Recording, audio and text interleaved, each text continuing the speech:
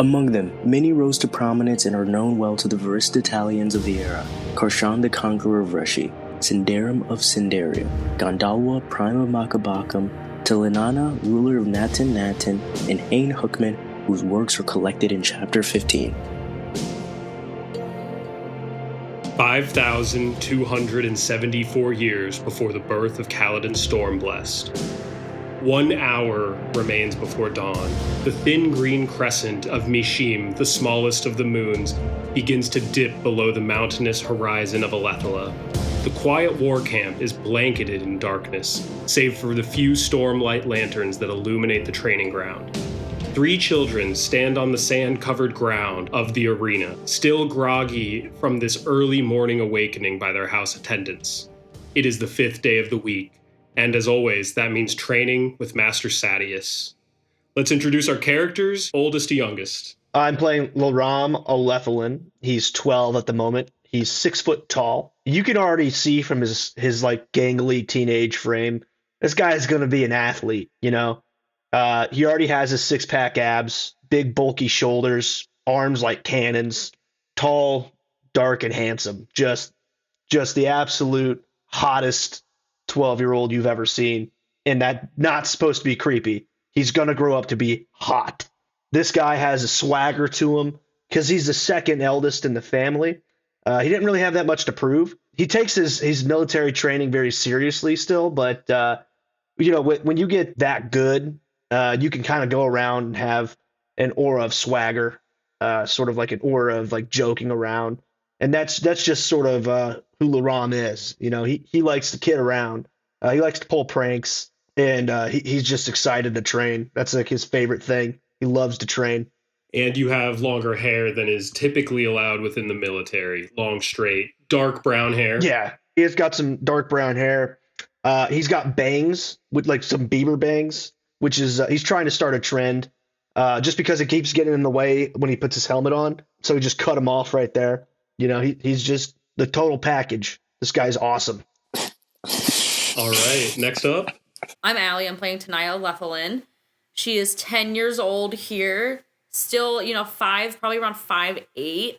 Pretty tall for a 10-year-old. She, like her brother Laram, takes training very seriously, but she's much better at like the hand-to-hand stuff. Give her a sword or any other weapon and she'll do fine. She can match anyone, but hand-to-hand is where she really excels. She has pretty short hair. She's never really cut it.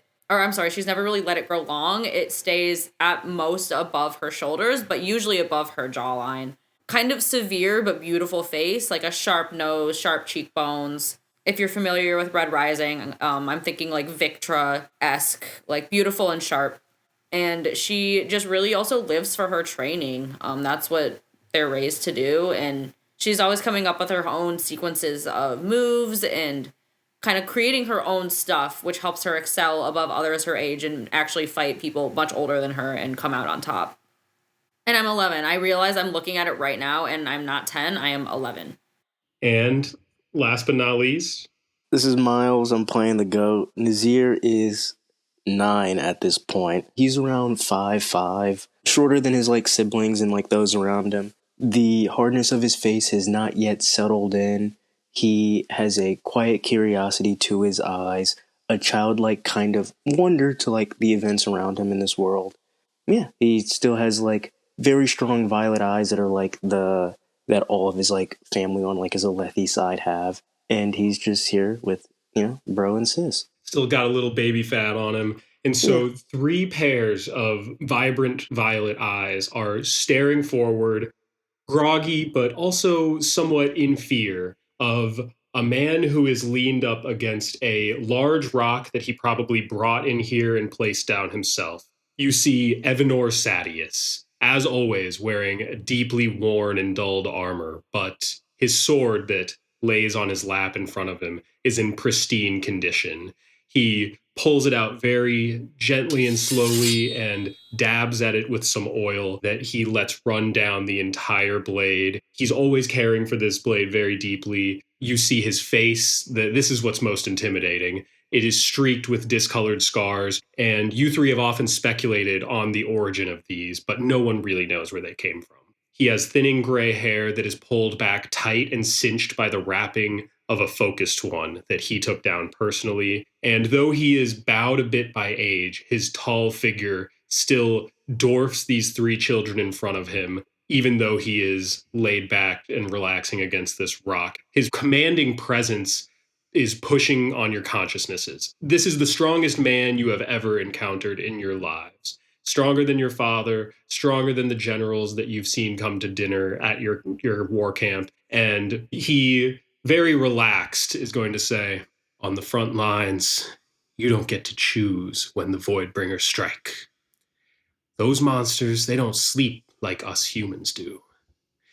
They wait for good little boys and girls like you to be tucked in, fast asleep.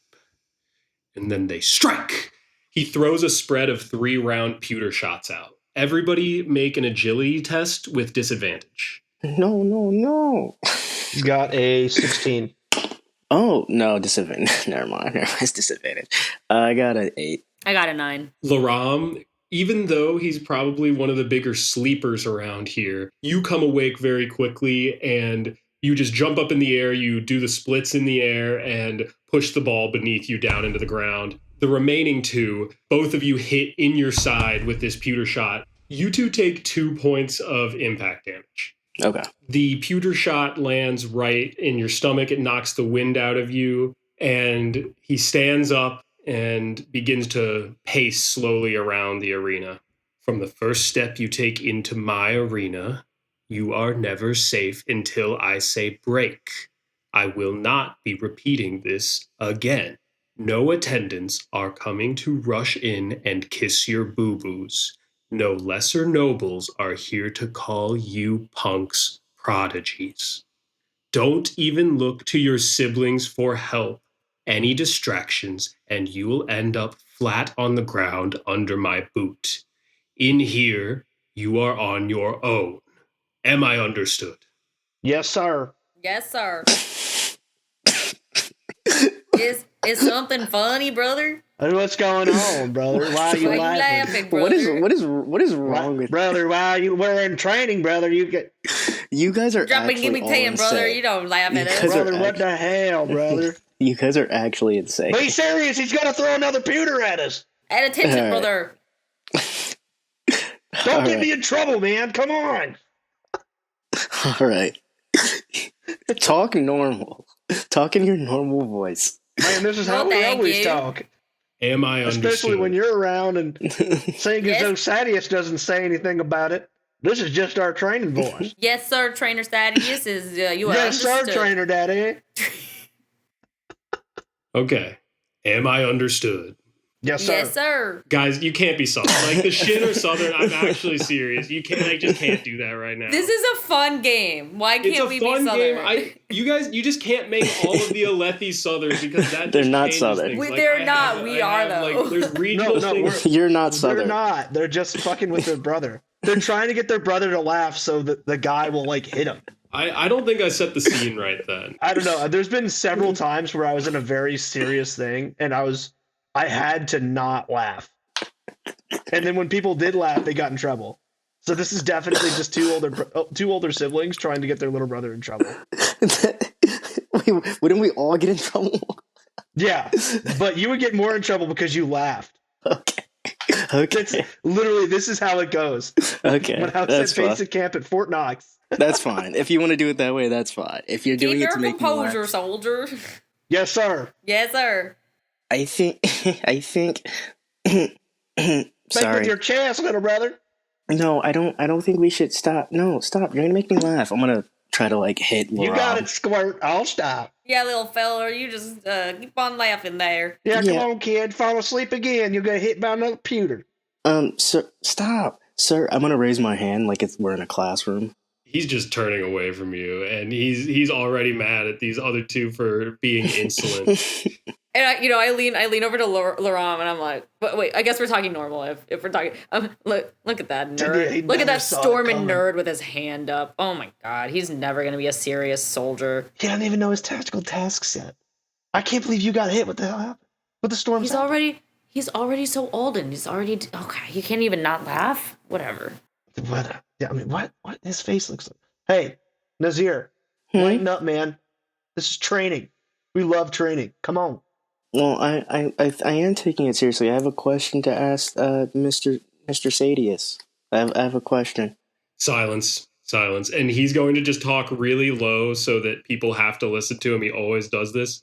0 merit under your belts. Your powerful lineage means nothing to me. If I send you back home today with a broken arm and 2 broken legs, no one will do anything about it. Am I understood? Yes, sir. You've done it before. Yes, sir. Yes, sir. Now, do you have a question for me, Nazir? I do, yes. So, like, if it's such a danger with, like, sleep and whatnot, if it's, like, a danger that we, like, should avoid them, why do we have to fight them in the first place? They're monsters, and they'll kill you first. So, I'm prepping you right now to not die. If I send you out today, there is a single guaranteed outcome. You would not come back tomorrow. Fools like Aladar are placing their children in high command posts only to see multiple battalions fall due to their incompetence. I am here to wring every drop of idiocy out of each of you before you can get close to touching foot on the battlefield. And then Lagram leans over to Naya and goes, "You better get a bigger bucket for this here." Yeah, seriously. God. Honor. I don't know. What's the equivalent of like saying, "Oh God"? Storms. Well, I guess just storms. Yeah. You could just say gods or Heralds. Heralds. Yeah, Herald above. He's like the 10 fools, I swear. Hey, I'm not a fool. I read more than you do. Yeah, it's because exactly. I'm actually training. You read, but you don't retain. That's your fault. That's your biggest fault, little brother. I retain, You don't and I do train.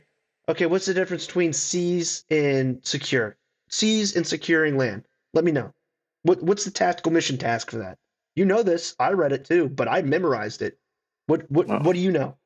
I'm gonna huddle. I'm gonna like grab my knees and start playing in the dirt. Yeah, brother. What's the Look at me when I'm talking to you, little brother. When you get an order, you better follow it. Sir, I'm ready to begin training unlike these two. I'm ready. I've been ready. I didn't get hit. Well, I don't really care if you're ready. That's kind of the whole idea of what I'm working with here. But I don't want to talk with you kids as much as you don't want to talk with me. Amaram, get out here. A soldier in full plate on top of a horse comes riding in. This is one of the Alethi war horses of the cavalry. It is a gorgeous brown, well-groomed fur with a white diamond in the center of its eyes and black hair in a mohawk streak all the way down its head. The soldier himself is wearing a golden cloak on his back that bears the symbol of his house, a double-eyed glyph. He holds a 9-foot-long halberd with no blade but a thick club piece at the end. Before you ever ride a horse, you're gonna learn what it takes to remove a soldier from his horse. First to land a clean hit gets lunch, other 2 water only today. And he goes and he sits down at his rock and begins working on his blade. Tanaya springs right up and just starts going right for this horse and rider. Okay. Sprinting real quick and tries to like do some sort of slide maneuver in an attempt to knock the horse's legs out from underneath it and dismount the rider. Attacking the horse outright. Give me the horse's legs. So instead of an agility, this is gonna be an athletics. Ooh, that's gonna be tough. That's fine. I have a +0 to that if I'm doing -2. That's a 16. Not shabby. I mean, you do just like drop kick into the knee of a horse. It stumbles, and the rider very quickly stumbles with it, but is able to swing the halberd through and connect with you and slam you 10 feet away. I'm dodging. You're doing a dodge? You roll your dice, mister. You didn't even roll for the horse. This is you entering his attack area. He gets an attack on you, and he's going to beat your defense of no armor. I'm sorry. I don't think I need to roll on this. Are you sure he doesn't miss, though? I What if he agree. misses because the horse is stumbling? The Ram looks at his sister on the ground and looks at Nazir and he goes, "You don't do that. You can't beat it. You have to beat a horse the way that you beat somebody in towers. Trickery and deception. Check this out." And I'm sorry. Seeing your sister get cooked, don't do that. don't do that. She's fine. And I think she like says from the ground, like, if I just had a little more momentum, it would have worked. What's the horse and rider doing at the moment? He's cantering around. He's strafing a bit and just spinning the halberd in his hand, egging you on to come towards him. Are we in an fenced area or are we just in like an open field? Yeah, so this is the fighting pit arena. Think about Words of Radiance. This is like the sand pit floor that is circularly enclosed. Yeah. And I'm sorry, are we armed? No. I didn't think so. Okay, thanks. The Ram goes over to the tent where their teacher is sitting down, and then he takes one of the tent ropes that's keeping the tent taut, and he goes and he cuts off about a 20-foot length of it. And then he ties a small bolo knot and kind of tests the heftiness of it, and then he just starts creeping over towards the horse. The rider is watching you all this time and sees you prepare all of this. Yep. There's only 3 of you, and it's pretty easy to keep his eyes on all of you. Give me a deception. No, he's not hiding it at all. Crafting. Oh, crafting? Okay. I got a 17. Okay, yeah, this is exactly what you would need for what you're planning. We can do a light weaponry or just an agility check here. I'd say light weaponry because you'd have to have some skill in using like a rope. Oh, no, this is improvised weapon. What would you attack with improvised weapon? I don't actually know how that works in this game. That's just one of my weapon skills. I just have improvised weapon skill. I'm not trying to like hurt him. I'm just trying to lasso him. Right. A hit on this will be like you have connected. You've got. Because I'm trying to disarm or just capture him or just capture the horse. Oh, I thought you were going for a horse leg here. Oh, I'm just going to go and try and get the man or his weapon. Okay, I'll say this is a check versus his weapon. Yeah, roll me your improvised weapon attack. That is a 12. That is not going to do it, but you get it back. You're able to kind of skip it towards him. I'm just going to keep doing it. And so, Nazir, are you going to help with this plan, or are you doing something on your own now? Nazir has fully stepped 10 paces back. Nazir, what are you doing? From the ground, I say. Well, I got up. Well, I'm learning. I'm watching. I'm learning. Yay! Go learning. No, the best learning is doing. Roll the dirty 20, and I just want to. He just uses it and lassos the guy's head, then pulls down. You pull down, and you're able to. Now, here's the thing: you're also a child, and he is in I'm full built plate. like a brick shithouse. I know, but he's able to, with his resources that he has as a full plate wearer, he's able to drop his weapon and reach and grab the noose and like take it off and throw it back at you. But he has like left his weapon behind. Okay. And he's just going to go over and pick up the weapon. It's heavy as hell, man. This is not something you just like wield on the ground. Oh, this is a shard weapon? No, this is just a heavy halberd. It is a long stick of wood with a really heavy club at the tip of it. Gee, has someone been reading Kingdom lately? He's going to take it and try and run away. Yeah, you pick it up and you just like lug it away and just get it to the side of the arena where it's hard to access. Yeah, where he can't pick it up again. Yeah. And then he goes back with his lasso. He looks at Tania and goes, Tanaya, right? Tanaya, did you remember to eat before this? But because I did. Nazir, did you eat before this? Yeah.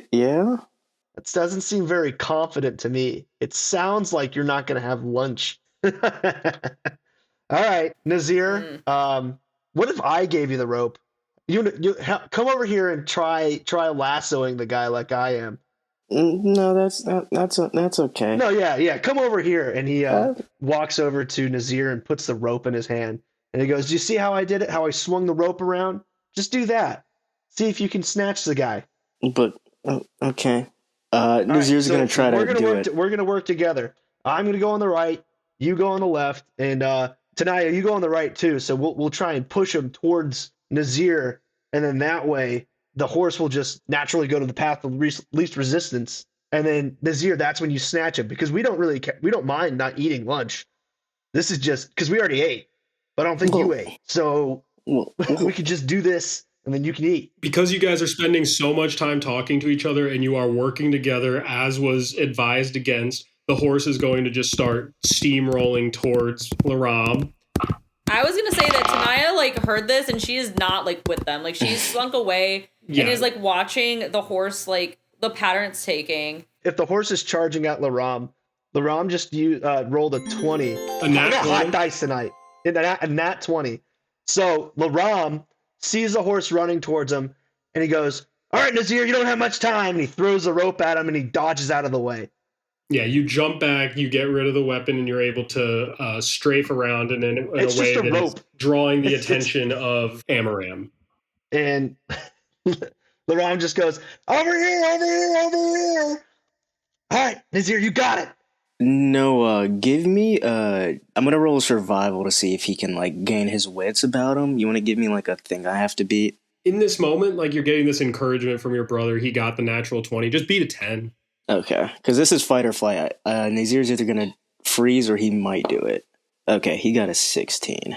Nazir's kind of shaking a little bit, and he's gonna go for the throw. Give me the improvised weapon, or maybe for you this is just an agility check, because this is not something you are proficient in. Yeah, at this point I ain't got nothing with me. 13. With a 13, you're able to get it around the hoof of the horse, and now you have to make a decision. Are you going to hold on or let go? At this point, I'm going to hold on. You hold on, and the horse begins to drag your little 9-year-old body. It is running, and you are... Look at him go! Your face is getting dragged through the sand, and you are holding on for dear life. I'm supposed to hold... Little brother, maybe don't get dragged around like an idiot.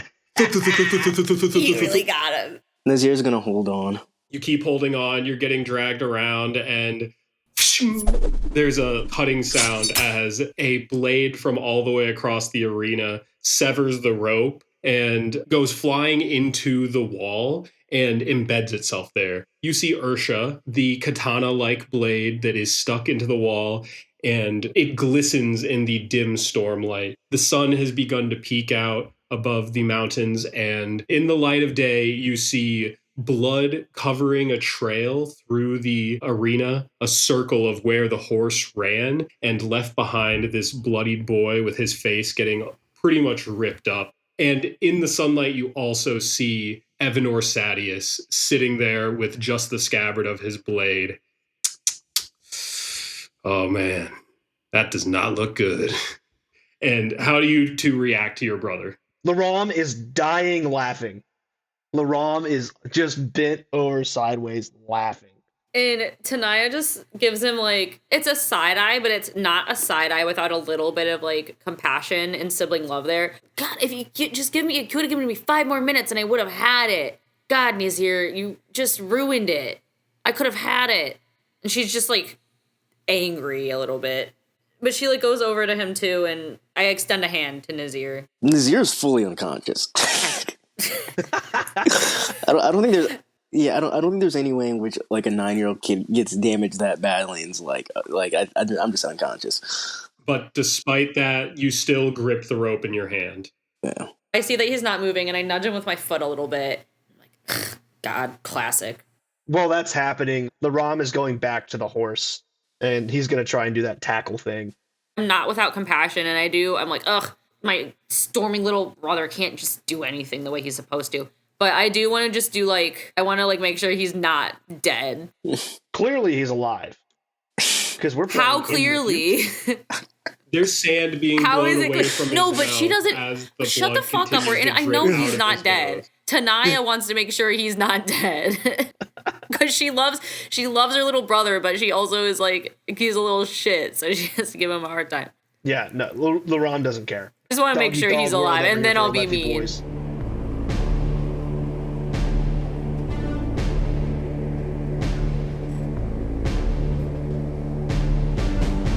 Hey everybody, welcome back to Knights of Desolation. We're the 4 Cremlings in a Pod. I'm Noah Tubbs, the GM, and finished Yumi and the Nightmare Painter. Shit rocks. Awesome book. Brandon really said fuck AI with his whole heart on that one. That was pretty sick. We need a Butlerian jihad. Yeah, we do need a know? Butlerian We do. jihad ASAP, man. Frank Herbert was certainly onto something. Yeah, except for hating gay people, but Nah, he was right there too. Insufferable.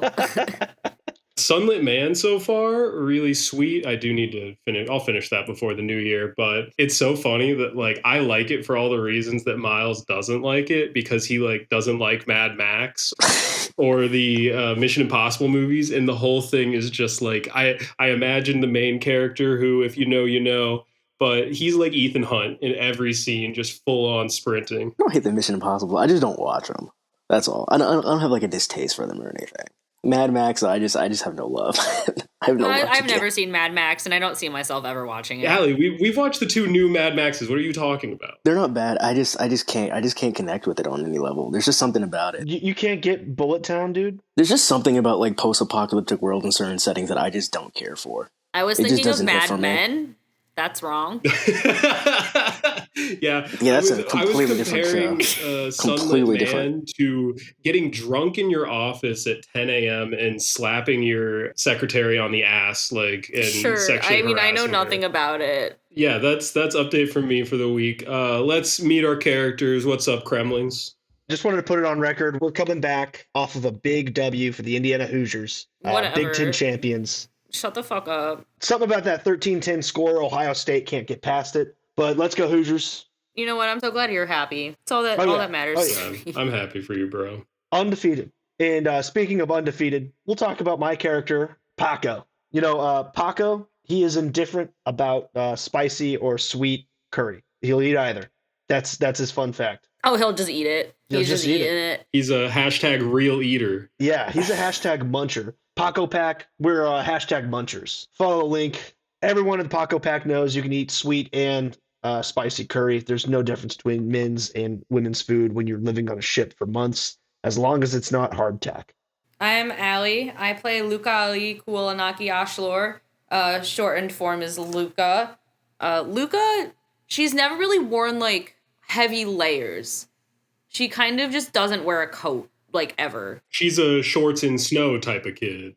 Yeah, she's a shorts, like, you know, if she's in the snow, she's running around. So she just has never needed one. But even when she did need one, she was like, nah, I'm fine. I'll wear shorts and a t-shirt, and this is my outfit, and it's fine. Hi, I'm Miles. I play Nazir Lethlin. I guess fun fact for Nazir has had sex, but he has never kissed a girl. What the? That's what's up, dude. You know what? That's a really good he's fun not fact, actually. reciprocating. His first time was running a 2-man forced by his brother. Hell yeah, dude. Laram specifically, not Barack. Laram rocks. He has a harem. He does not have a harem. Yeah, he does. No, If he you does look like not. Laram, you don't need to pay him. He does not have a harem. They just show up in droves. Again, Laram is not Southern. We gotta make that clear, because the Shin are gonna be Southern, and I can't be having the Alethi also sounding like Hicks. The Shin haven't shown up yet. So you can change anything you want to, my guy. We're not They changing. have to We're be- not. They have to We're be not. Southern. Howdy, failure. We're out here in the Badlands. Well, this is just how we talk here in Lethla. You understand, Miles? Here's some. I just wanted to see if Miles could do a Southern accent. My Southern accent. You'll see it. You'll hear it when you hear it. I've done one before. We'll see. It's like when those people from Hicktown, USA, like have an accent, and then they go and get like a speech coach, like the Bushes did, because like the Bushes are from like Connecticut. George Bush's accent's made up. Yeah, that shit's so Yeah. funny. He also went to Yale. Like, dude did not Yeah. sound like that. That's actually really funny. Whereas like JD Vance slips up sometimes. I mean, his filler is slipping up on his face. His marriage is imploding. Shit's hilarious. Usha Vance, reach out to the podcast. Yeah, this one's for Usha. All Your right. husband sucks. We know you're listening out there. Gordon You're Held, listening that to dumb this, piece of Uh, shit. Just kidding. You suck too. You were like a clerk for Roberts, so fuck you. Yeah, your political positions suck. But if you are getting abused, Reach out to the podcast. reach out to the podcast. Don't reach out to us. Reach out to the police. Yeah, reach out to the police. That would be hilarious. Also, if we leave the jokes I made about gays and lesbians, I am a bisexual. I am not homophobic. I just want to make it very clear that yeah, I get a pass. And I am not a homophobic asshole. Just for the record. Fun fact: Noah is. Yeah, but Noah is.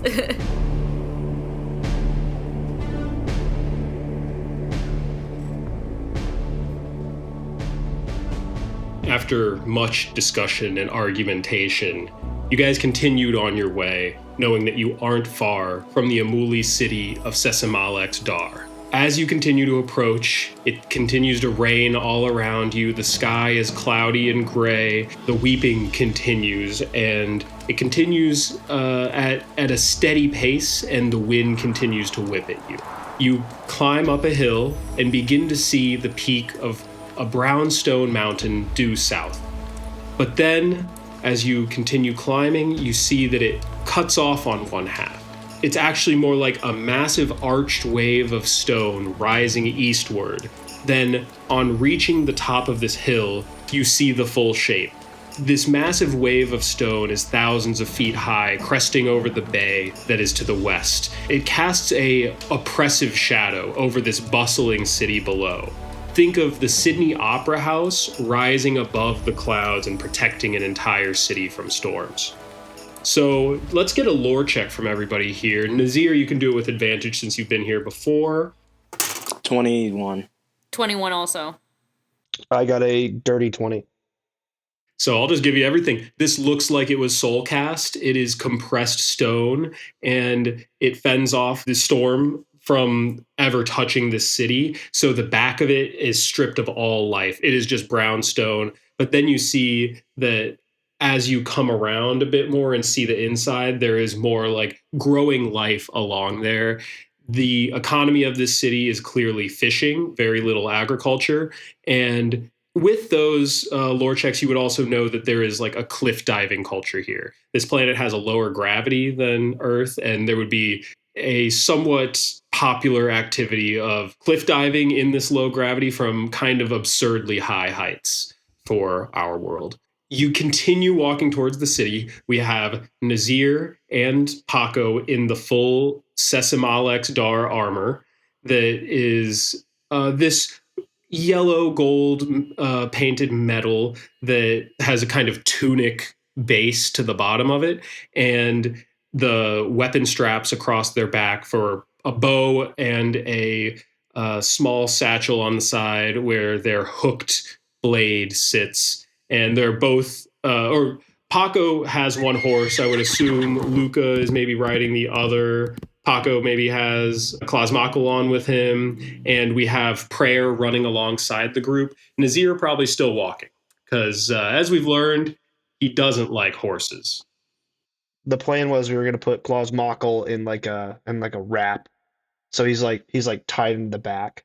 We can totally do that as you get closer to the city, but you guys reach the point where you can figure out your whole plan for entrance. You see that down underneath this crest, the city itself has undergone much less rehabilitation than Azamir. Instead, it seems that the folk have grown very accustomed to temporary dwellings, and most of the buildings seem to be impromptu. Tents that are made of colorful woven tapestries, giant natural growths of shale bark are used to prop up wooden walls. The interior of this place looks like a coral reef, very multicolored and nothing being truly identical to anything else. There is no clear grid layout except for a few major roadways and a mostly open pier area. It spans the entire shoreline here, and you see many ships docked in this harbor in the embrace of the dependable and sturdy Crest of Talat. The entire city slopes upward from the bay that is the lowest point. You see that up through the inner crest, near the base, there's these very colorful fabric habitations that go through the entire base, and then they stop and are replaced with rising balconies along the crest that are carved into the cliffside. There's a magnificent honeycomb of these homes and balconies decorated with fabrics, plants, murals, and there's very clearly much more contained deeper within. And then a grand palace sits at the top above it all. And there are some strange red-brown tarps that are covering a massive section of the crest up pretty high where it starts to like get to the point if you're rock climbing, you can't keep your feet up on the wall. You're just hanging. That's all you guys can see for now. That's just like the far out overview of the city as you begin to approach. And there's also a major checkpoint. You see people waiting in a pretty long line for this checkpoint that is the main entryway to the city, that you don't have to go around all of these rocks and then sneak in through the bay. Hey, Nazir. Hmm. Is your armor itchy? It's kind of right under my neck and kind of itchy. No, not really. What? But Was it funny? Nazir's going to he's gonna collect himself. He's gonna crouch down, put his like hand like in front of his like nose and like kind of concentrate for a moment. And then after he's gonna stand up, like stretch his neck a little bit, and then look back at this ragtag group, if you will. Paco. Uh-huh. So Andy, or is that Paco? It's Paco. Uh-huh. Who's Andy? You're treating Cosmocles like a fake prisoner, right? No, we were just gonna... Remember, we were gonna put him in that top that we have there and just say that he's gonna, like, ball up and then gonna strap him down to the back of the horse and so that I'm just bringing in supplies. I mean, Okay. does it look like they're What? being very scrutinous? I figured it'd just be easier. I mean, they're not gonna, like, search soldiers, will they? I mean, like, soldiers don't really smuggle. No, they don't. But I mean, I have no real means of knowing like the ins and outs of like what they're really looking for. Yeah, neither did I. We just beat the crap out of those guys and or beat the crap out of those guys and I beat the crap out of them. yeah, we beat the crap out of them and I we beat- just I- kind I- of left them on the wayside. I hope they don't get stuck out there forever, but you know, you got to do what you got to do. They should be fine. Patrols should be coming at some which point. I'm trying to think. Yeah, I'm trying to think too. I mean, can we see, like you said, there's a really long line, but can we kind of see the checkpoint and see what they're doing at the checkpoint? Yes, so this is a military checkpoint. There's a lot of guards that are on horseback going up and down the line, seeming to patrol, while the actual checkpoint seems to be pretty thin and letting through only a couple caravans at a time. There's like maybe 3 different gates. And so they're letting through one caravan that gets inspected completely, and it takes a while, and then they're allowed in. So the line is built up a lot because it takes a while for these processes. So they are inspecting like if a horse comes through with like a thing on its back, they're like checking what's in it. Yeah, but you can also see that they are letting military people in through one of the gates. Like, it seems like there's a pretty free flow of traffic of people in military garb. Yeah. There's like a separate military gate. Yeah, so that would be the far west one. I say that we just go to the military gate and just say that we're bringing in a prisoner. Are there any sections of like the gate where there's like no one can really see because it's a huge wall? So like at certain points, like I assume there's parts where like there's no one really around it. Sure, in a sense, but there's also a lot of people waiting in this line that are probably going to be able to see you if they were looking in that direction. Why don't we just have Cosmocle go all the way back and then around and have Prayer carry Cosmocle in separately? Yeah, we can do that. I think they're also looking for me. I believe that I was also Oh maybe yeah, going to that's be a true. They're prisoner. also looking for me too. Yeah, I think they're looking for all of us. Well, yes, but I'm saying the more people in the group that are congregated together, the more it's way easier to like sniff us out, right? So like the less that we have, the more it's like, oh, there's this one guy that kind of looks like this thing. Is that him? But he wasn't with the group. Where's his group, right? If we separate like at least Cosmocle and like Prayer or even Luca here, I'm confident we can get through the guards gate easily. Every person we can get separated, I think, benefits us, if that makes sense. Like, even if we couldn't get Cosmocle, even just Prayer. Like we were talking about splitting up earlier, and then you said that was a bad idea, and then now here we are together, saying that we should. All right, I mean, I'm down to do whatever. I mean, we're gonna get in probably. Whether we like it or not, we're going to get in. I think the end result matters quite a lot. I mean, not for me. I usually get out of these sticky situations. I'll say it's not a bad idea to have the others go like along the wall, find an area where they can just fly in. Yeah. And Prayer has enough Stormlight right now from your renewal that he could do that. That'll burn out most of his. Yours is also fine. completely burned out. Yeah, just everybody keep track of how much you have. I'll keep track of Prayer at least. Yeah, I got, you know me, I got 0. I was training, I was cutting myself. I also just have 0 right now. So does Prayer have enough that he can take Cosmoggle and Luca? Yeah. Okay, perfect. You don't want me to come through the gate with you? No, I'm sorry, Luca, but it's if you can get over the wall with no one looking, it would just be easier, because then we don't have to do any checks of, like, supplies or, like, we're bringing it. Because if we have to bring you in as a fake prisoner, they may just have us go directly there. And I don't know if we're going to be checked. Do you have anything sticky on you? No, I have literally no supplies. I was taken away from my home at the drop of a hat. Well, I mean, there's always something sticky lying around. Cosmoggle, do you have anything sticky on you? Oh, I was going to run and get us into a sticky situation before where I was going to grab a fruit that might have had some sticky properties before you guys decided to mess with the horses yesterday or earlier today. And so we were going to be in a full combat that Noah prepared, but that didn't happen. So no, I don't. Right. I'm just going to look through. I'm going to look through the supplies that are on the. He's the fourth shard of the planet. No one knows him. No one knows that. No one knows you. No one knows. I'm gonna look through the supplies and see if I can find anything sticky like tar or something. What is your plan here? Hear me out. Would that be I guess crafting? I'm gonna try and make a fake mustache using horsehair. Ah, I see. And Freedom is actually going to fly around a bit, and Freedom's like, oh, sticky. I know sticky. And she's going to touch your foot, and you're going to be stuck to the floor in that spot for the next 10 seconds. My foot? Yeah. And then she's going to just fly up in front of your face and go, My foot in the stirrup does not move. Oh, you're up in the stirrup. She's going to stick your hand to the reins, and then she's going to fly up in front of your face and go. No, you were trying to reach into a bag, and you can't do that now. Oh yeah. Can you do that with other things? Well, yeah. Paco, we hear me out. What if we stuck? I'm really good at disguises.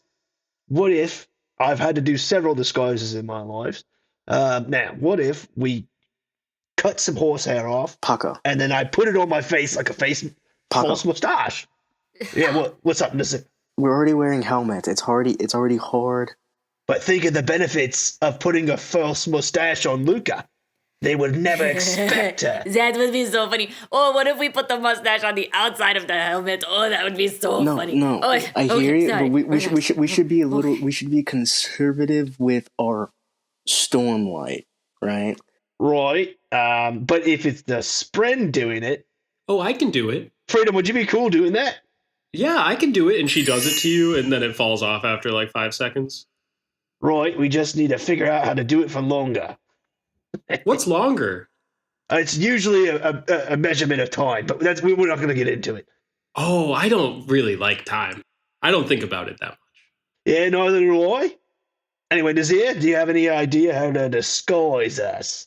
I think us wearing armor is plenty of a disguise. The helmet covers a portion of our face. It's right.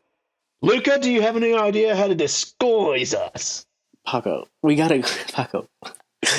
Right. No, she doesn't. Excuse me, I think I can speak for myself. That's kind of rude. But no, I don't. Okay. We don't really have lots let's do Nazir's plan. All right, I'm going to be following you, Nazir. Lay on, McDuff. Okay, I'm going to give you guys a location so we can re-meet at some place. Do they have, I don't want to say, tourist maps, but do they have tourist maps?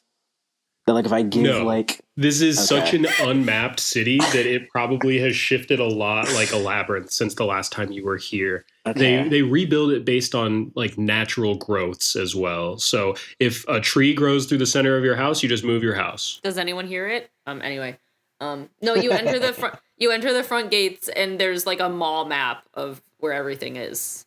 The pier, the like kind of like near like the water, that seemed like pretty like lax, right? There's plenty of activity in terms of like it's still a, Like no a guards and market. stuff There's like fishmongers and stuff out there, but you know generally where the trading house would be that you are looking for. Yeah, but I don't know if I can give directions to the trading house directly from here. That's why I was like, I'm gonna get a meet and then just take them there from there. You can point out to like a meetup location between all of you guys that would probably be somewhere closer along the wall. Yeah, maybe there's like a really tall spire or something. If there's like a market and like the market's free, I can just say meet us in the market and then try to find her from there. Is there a The chowder market spot is in the pretty market? chaotic and busy. Is it? Okay. All right. What about is there like a tall tower? I'll look for something. I only got like a 9 on perception. Let me see. I got a 11 on perception. I guess I. Oh, you know what we could do? Roll perception. I'm sure that there's a big bridge when we walk in, and we could try and meet over by the big bridge. Is there?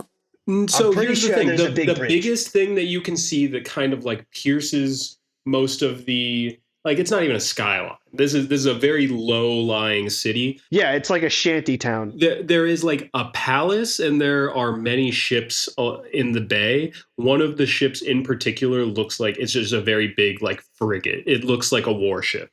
What's like a really famous restaurant that like if you were to ask like a random citizen, they would know where it is? McDonald's. There is a very famous restaurant in this city. I think I can try to get us. We can meet at a restaurant, which will be easy for Luca to navigate to, which is asking directions. Because my thing is, I don't want Luca to wait somewhere or me wait somewhere, and some unforeseen circumstance happens where she has to move that location spot and we can't find her. You would have heard stories of Jirix. There is a famous restaurant. There is this young man who has taken up cooking in this area, and you've actually heard tale of him in Azamir. We're gonna meet at a restaurant called Jirix. Jirik, Jirik. Jirek. We're gonna meet at Jirek. Oh wait, are you talking about that famous chef with one hand? Does he have one hand? Okay. Yeah. Yes. He's got one hand and he has good food. Yeah. Yeah, that guy, the one-handed Jirix. Yeah. Okay. There's a one-handed chef in the city? Yeah, he's real famous. Even I know about him, and I know nothing. Oh, I think you need to give yourself more credit than that. Nope. Not doing it. Anyway, okay, yeah, one-hand Jirix. Fine. When you get in, try to find. You should be easy to ask someone for directions to get there. If We're you going to his need- house or his kitchen? We're going to his kitchen. Just be very vigilant of like what's around you. Okay? We're gonna go to Jirek. After Jirek, I'm gonna take you to a friend. I'm gonna get some money, some supplies and stuff, and then we'll be on our way. Okay? Well, I got a cousin over by the wharf. Remember, it's his ship that we're trying to get on. Yeah. I'll go, I guess Jirix, and then you do you, and then I'll go over and find my cousin. Okay. I grab your like feet in your stirrups just quickly. Bah! And- Get off me! Don't touch my toes. What?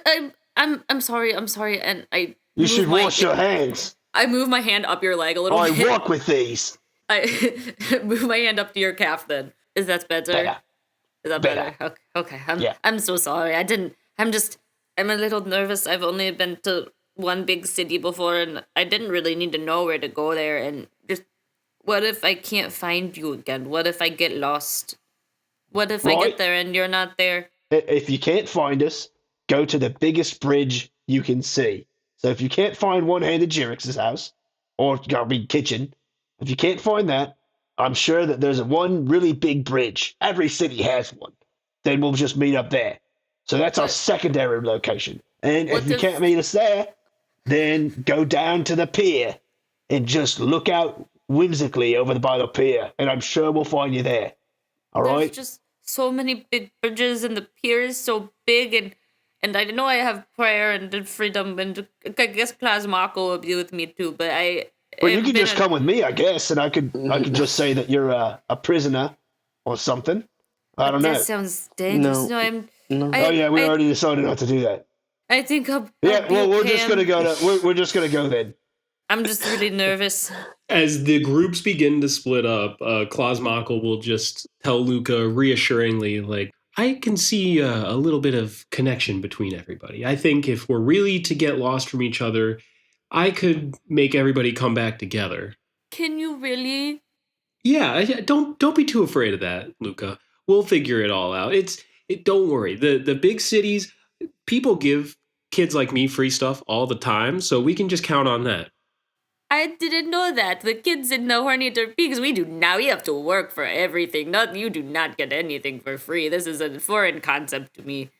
Oh my gosh, that must be hard. Oh, it's fine. It's just the way it is. Hard work makes big pays, as they say.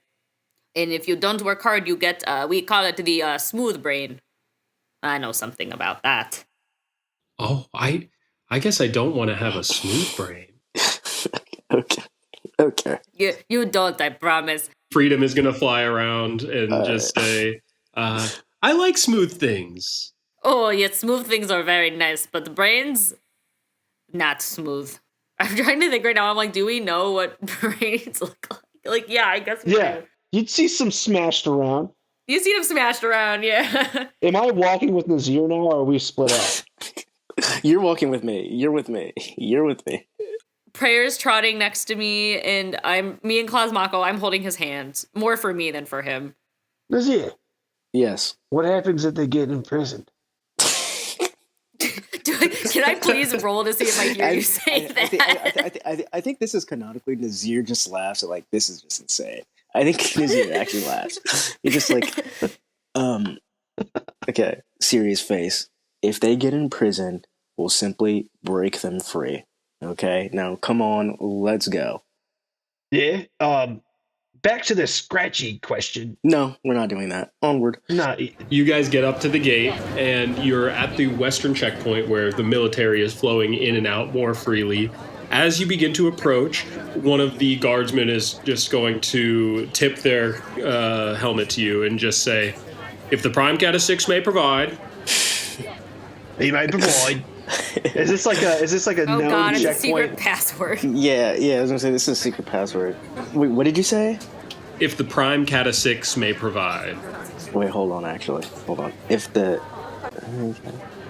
So, Nazir, do you want to give me a lore check? Yeah, I would give it a lore. I think I maybe I could guess it, but I'll give it a lore first. 15. Okay, you would know that this is just a traditional greeting and not a test of you. Is it normal to also give it exactly back, or is there like a...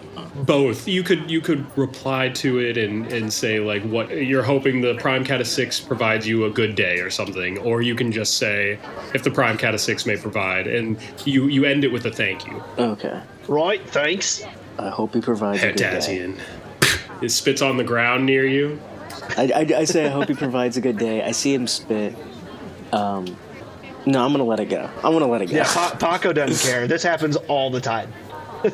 There's some systemic racism down here. I'm gonna walk in. You guys walk in through the checkpoint very easily. You find your way into the city. Okay, quick question. Yeah. Can I find a quick alley so I can dump the armor? Oh, for sure. Because it's such a chaotic city, that there's not really like a problem doing that. And Paco, are you also dumping the armor? And what are you doing with the horses? Paco is dumping the armor. He's putting it into that tarp on the back, and he's going to look over at Nazir and go, Nazir, give me the armor. I give him the armor.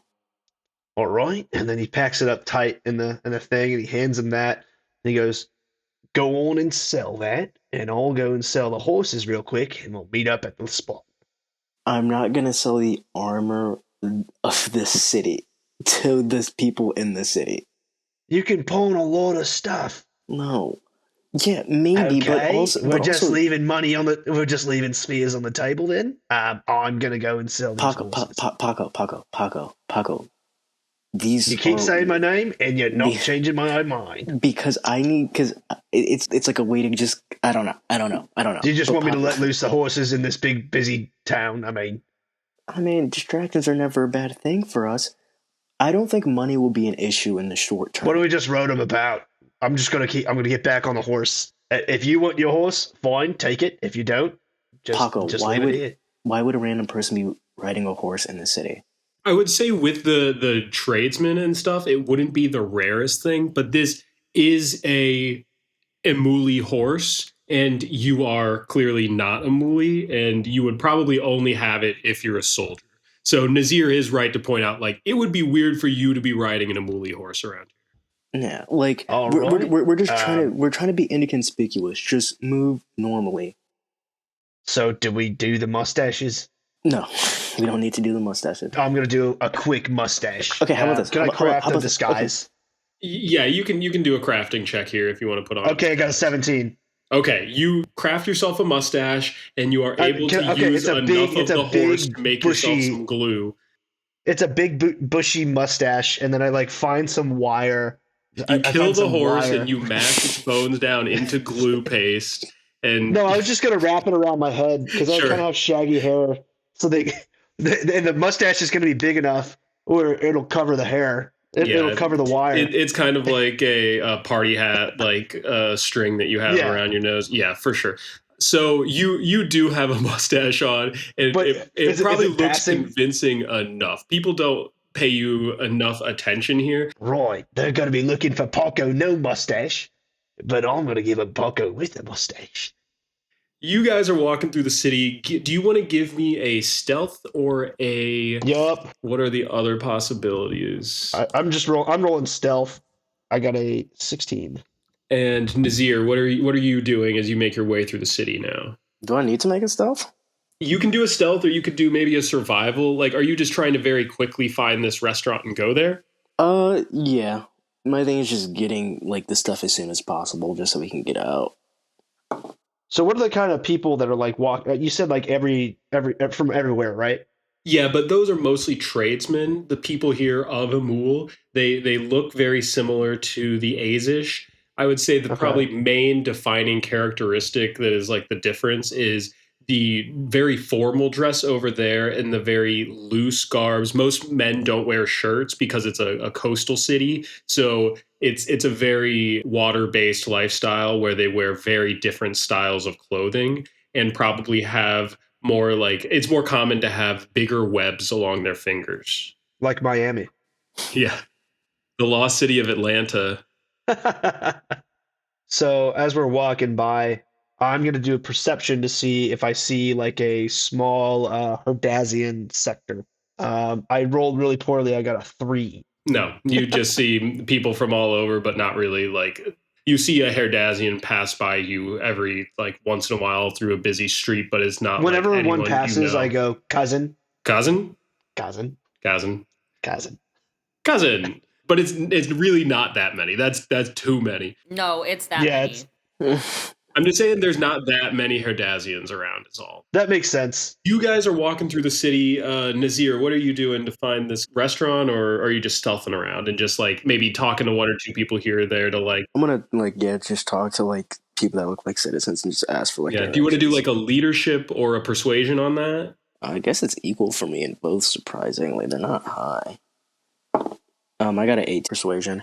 Yeah, you are quickly pointed in the right direction. So I'm going to say with that high check, it's going to be closer to you guys than to where the others are going to enter the city. So you start making your way there, and with the high enough stealth check, nothing else really happens to you. So let's cut now to Luca's group.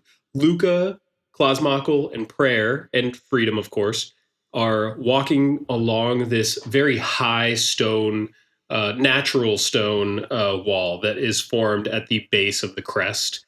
It's at least 25 feet higher than you, but you find an area where it wraps around enough from the checkpoint that you're able to get out of everybody's eyesight. And right there, Prayer and Freedom are going to kind of stand at attention and just wait for everybody to be ready.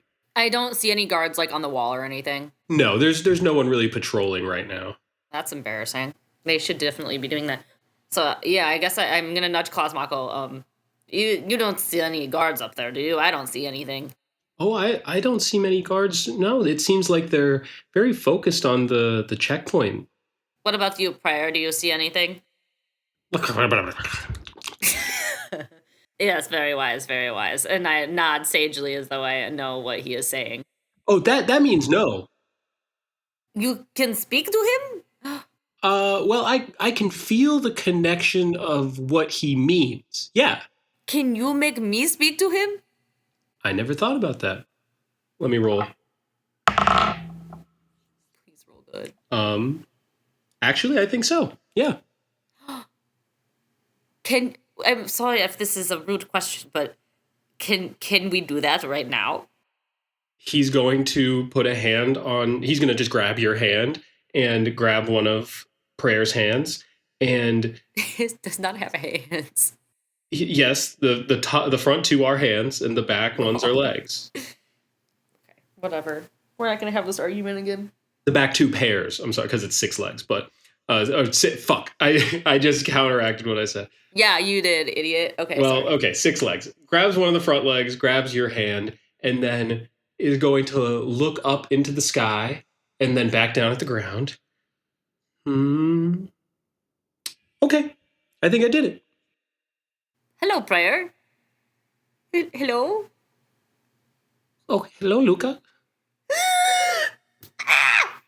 This is the best day of my life. Prayer, oh my goodness.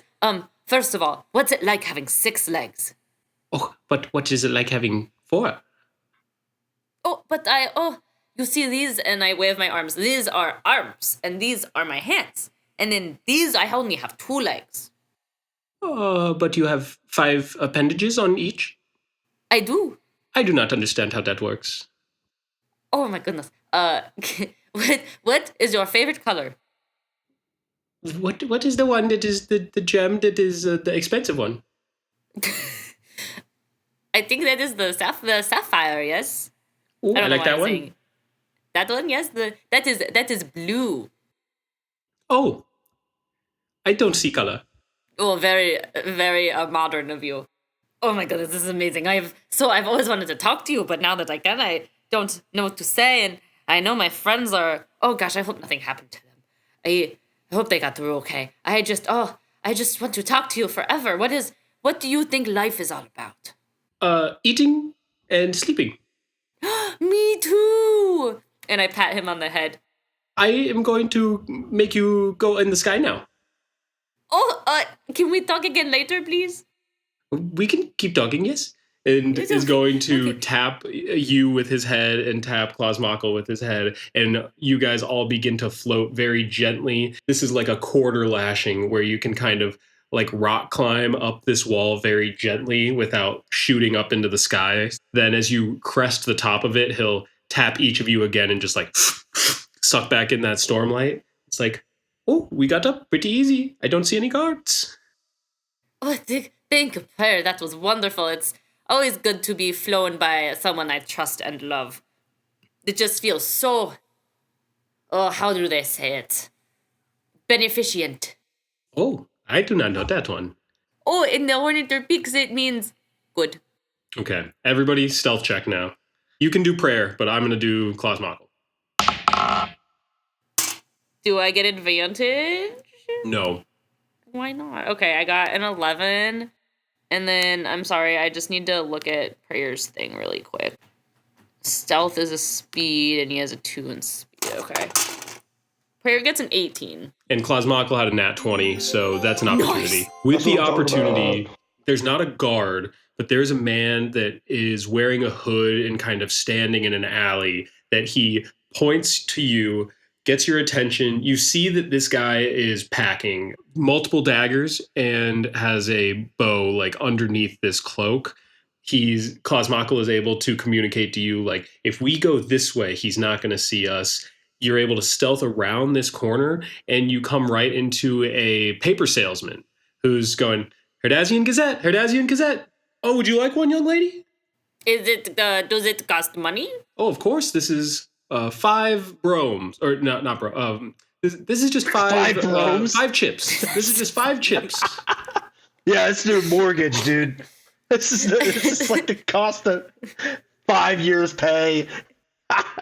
No, 5 chips, m'lady. No, thank you. Herdazian Gazette. Anyone? Primetime crimes, reset the paradigm. Primetime crimes, reset the paradigm. Can I, maybe Prayer can, like, snag one and run away? Oh, are we doing a thievery? I kind of want to do a thievery. Cosmere would do the thievery for you over prayer. Okay. Then I walk past him, but, and, you know, Cosmere, I assume, like, follows me, but I kind of, like, nudge him. Cos, I really want to see what's in that paper. Do you think... I normally would not condone stealing, but I don't have a lot of money. Do you think you could maybe snag one for me? Oh, yeah, let me try.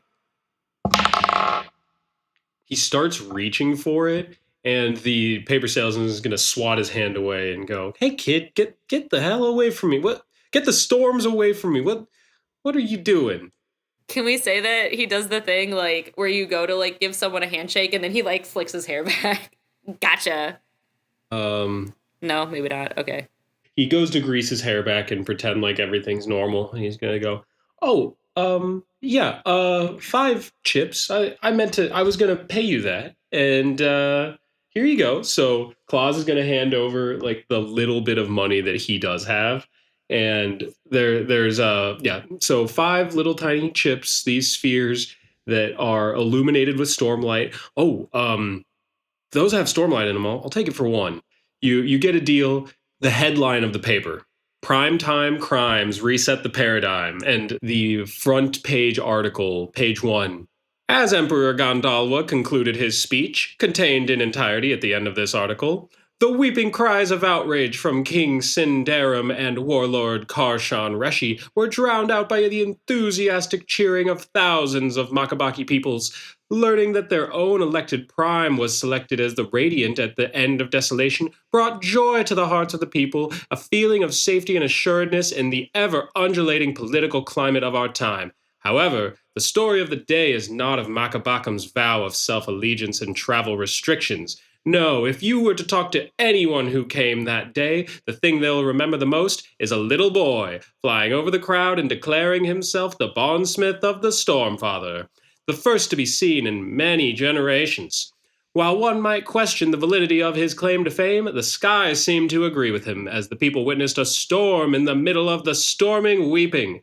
The boy Klaus Mockel of Thalath has set the date. In 5 years' time, a tournament will be held in Azamir, Radiant on Radiant, duking it out. Though no details have been provided, word on the street is there will be fights to the death and wide-ranging property destruction. There are calls for the king to approve funds for a new type of building that can accommodate the many people who will be traveling for that grand day.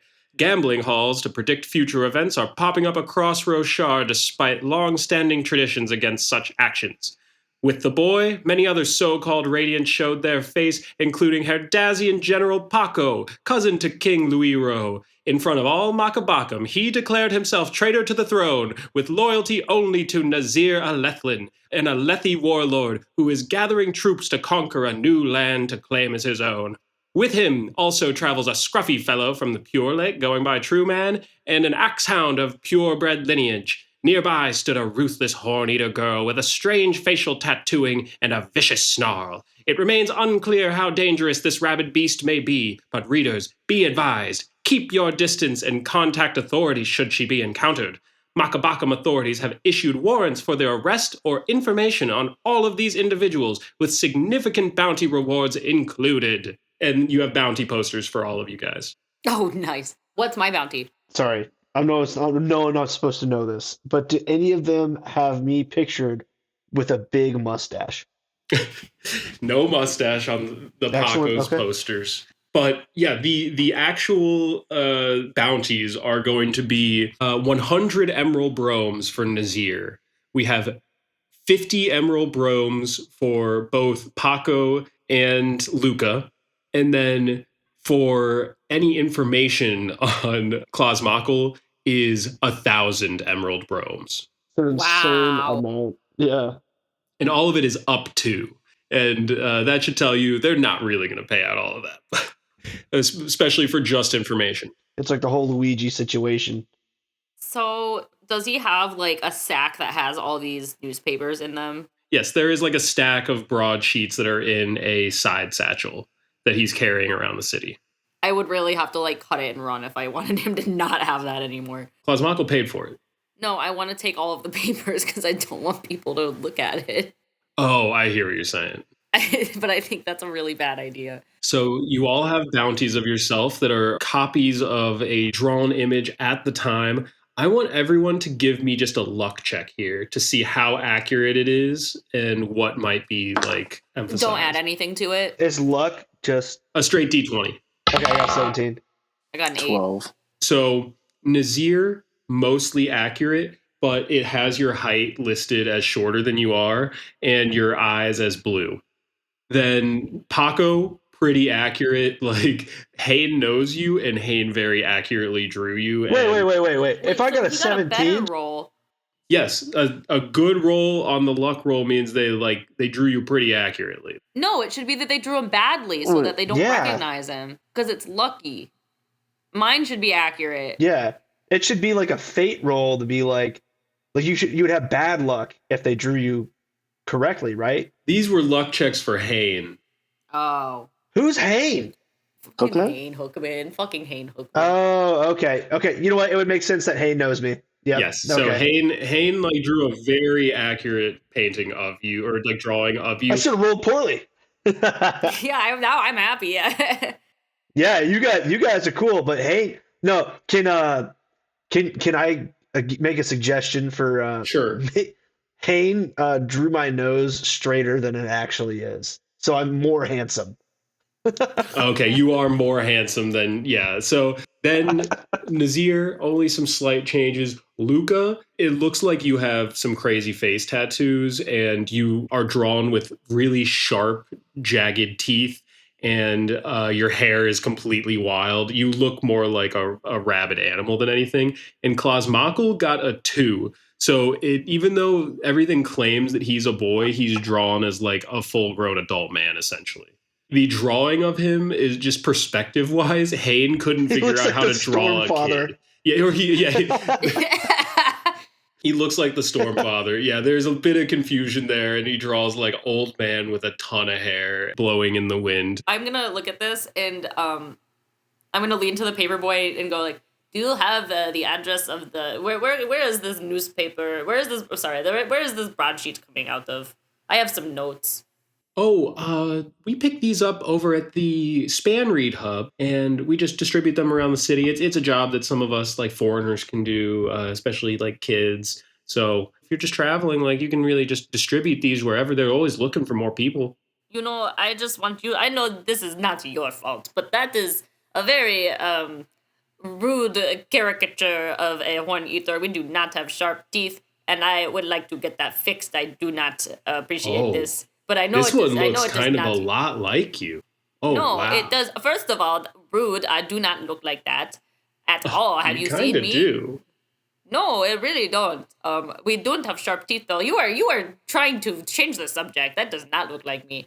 And we do not have sharp teeth. And we usually, actually, the hair is pretty accurate. And those facial tattoos would be pretty cool. But I digress. We do not have sharp teeth, and I will be speaking to someone about this. Good day, sir. Oh, I guess it's a child. Good day. I just distribute the news. I don't write it. But okay. You are a cog in the machine of the propaganda, and we must break the chains. And I walk away. Are you looking at anything else in the paper? Yeah, I mean, if there's more, like, I'll turn the page. Are there cool, like, advertisements? Yeah, there's a bunch of advertisements. So page 2 is going to be exclusive interview with Nelania Elantrova, Natan's new popular idol, fashion icon, and maybe a radiant. And then the next page is going to be Plague on Thalath. Our on-the-ground field investigator interviews physicians and patients of the new disease, including medical logs and diagrams from 3 deceased individuals. Next one, Voidbringers. They walk among us, but do they come in peace? Some advertisements. There's a Herdazian barbecue spot in the capital of Herdaz. 10% off your order of 15 marks or more. There's a Herdazian coastline cruise. See the beautiful highlands, rocky cliffs, and powdery sand beaches. A once-in-a-lifetime trip for the whole family. You see an ad for Nalania's clothing line and jewelry line. And it's called Devotion. Then there's a boxing poster that says, mark your calendars, 10/9/5, 5 years from now, Azamir. The match is set. And it shows a clash between Gondalwa, Karshan, and Sindarim with Cosmere floating above it all, like T-posing, but also full-grown adult Cosmere. The next ad is for Shin Yun. Experience Roshar before Radiance. The fuck up. 5,000 years of civilization reborn. A brilliant artistic revival of history. But after centuries of false radiant rule, much of this divinely inspired culture has been lost. A show the world loves, but so-called Radiance fear. I lost my virginity. Their leader flies. Oh my god. So, yeah, the poster is a beautiful young Shin woman that is dancing and has like a flowing gown. Rich. And yeah, Shin Yun. Shin Yun, you are I literally cannot imagine. Out of pocket. Oh, goodness. The other ones were like good, better. Okay, that one's just knockout. Oh, Cosmere, this Shin Yun show sounds kind of interesting. Oh, I love traditional dance. Paco walks up to him and goes, good to see you guys made it in. No, you haven't found them yet. No.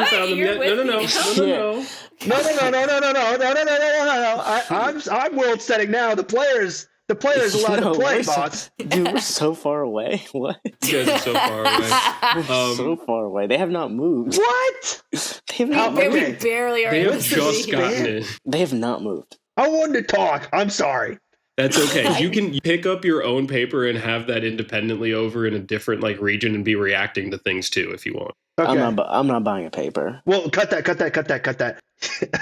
Paco finds the paper on the ground, goes, you got my nose wrong. Hey. Then he nudges Nazir. They got your face kind of wrong, and you're a lot shorter in the paper, so looks like you're covered. Yeah, but I'm good. pretty spot on other than the nose. Luckily, I got a mustache, so no one knows who I am now. Yeah, that's doing all the work right now. Yeah. I never understood why he sounded like that, the author of this. We all talk like this except for him. He has a weird voice. It's weird. He grew up down the street from me. Anyway. That was actually really funny. I assume he just wants to be different. Yeah, I don't know. Personally, I don't like him. Not one bit. You love your family, but you don't have to like your family kind of deal. I don't like him. Yeah, I get that. Yeah. So anyway, what were we talking about? Oh yeah, dysentery. How many times have you gotten dysentery? Yeah, we were talking about dysentery. You were talking. I was talking about dysentery. Yes. A conversation. So did you get all your materials and stuff? All my materials? No, I don't know. Paco. I'm gonna snap my fingers in front of him. Paco. Okay, I need you to. I'm gonna just grab Paco's face and try to let him focus. Don't mess up the stash. Paco, I need you to what's a Cosmere word of saying lock in? Focus up, because we got focus in this game. Focus up, Paco, okay? We're going to a restaurant. We're gonna hopefully have Luca come here. Hopefully Luca doesn't talk to a bunch of people. Hopefully which restaurant Luca are we going to again? I forgot. Jirek. I forgot what restaurant. Jirek. Oh, one on Jirek's, yeah. We're gonna go there. We're waiting for Luca. I'm gonna take you to one of my friends' spots. We're gonna get some stuff. We're gonna get. Can you roll a perception real quick? Yeah. What are you doing? Just roll a perception real quick. What are you doing? 19. You just noticed that he's not paying attention to you at all. Okay. How close are we to the restaurant at this point, or are we there just waiting? You guys are probably rolling up to it in a minute, and I was going to have Luca figure out how she was going to get there in a second. But while you're briefing Paco again, he's just glazed over and is just looking at the chowder stand down the street. I'm walking towards the restaurant. There's a huge line outside of it, and we'll cut back to Luca. You guys are both interested in traditional dance, so do you want to give me a lore check on Shin Yun? That's a 14. Okay, Claus wasn't very good, but with the 14, you can gather that, like, from this propaganda poster, that, like, their whole vibe is, like, humans were meant to wield all surges, and that Radiance and Heralds have held humanity back. And that through their, like, system, you can learn how to do every single surge. Like a Mistborn, but... And also the very back of the paper is a short little Backs to the Green Light Day special, a story about Bax going and saving children from an orphanage that functioned as a human trafficking ring and handing out gifts to the children and saving the day, taking one of them under his wing as a sidekick. Interesting. Okay, this Shin Yun seemed interesting, but I don't know anyone who could wield all 10 surges. I think I've heard that somewhere. Anyway, and I turn away from the newspaper boy because he's getting a little suspicious. And I guess is there like a merchant stall nearby? Or like a shop? You already did stealth checks, but do you want to do like a persuasion or a survival to try to find your way to the restaurant? Yeah, because I was going to find just like a shop and just ask someone there like the way. Yeah, give me a persuasion. 17. Yeah, they point you in the right direction and you get over there pretty efficiently. You guys also had a pretty good stealth check, so you just make your way through the city and get up to the stall not too long after Nazir has rolled up. You see that there is a huge line leading out of this tent. The actual establishment itself can probably hold no more than 10 people at a time. If there's like an actual functioning kitchen in there, the line is way out of the door and winding around, and they've built up some of these barriers with vines that are a lot like those airport pull string things, but like it fits in with the vibe of the area. And it weaves back and forth, cutting back on itself so that they can compress this huge line. You haven't seen lines like this for anything else. Oh my god. And can I see Paco? You guys all see each other. I think it's pretty easy to find each other. Even though there's this crowd, there is like an organized chaos. And as soon as you roll up towards the restaurant, Paco is looking at the Shin Yun ad, trying to have Nazir engage with him. Is there an alley near? It's Shin Yun stuff. You ever see this, Nazir? Is there an alley nearby? yes. Okay, I'm gonna look at Luca if she sees me in motion to meet in the alley. I point at Paco next to you, and I give like a head tilt, like, who is that? I'm going to not answer the question, and I'm going to point to the alley and make my way towards the alley. I tilt my head even further. I'm going to the alley. Paco is not moving. Paco's enraptured by the paper that he found on the ground, so he's just sort of like... As I walk off, I'm going to snatch the paper from his hands and say, we gotta go. Oh, I thought we were getting lunch. We'll get food later. She's here. Let's go.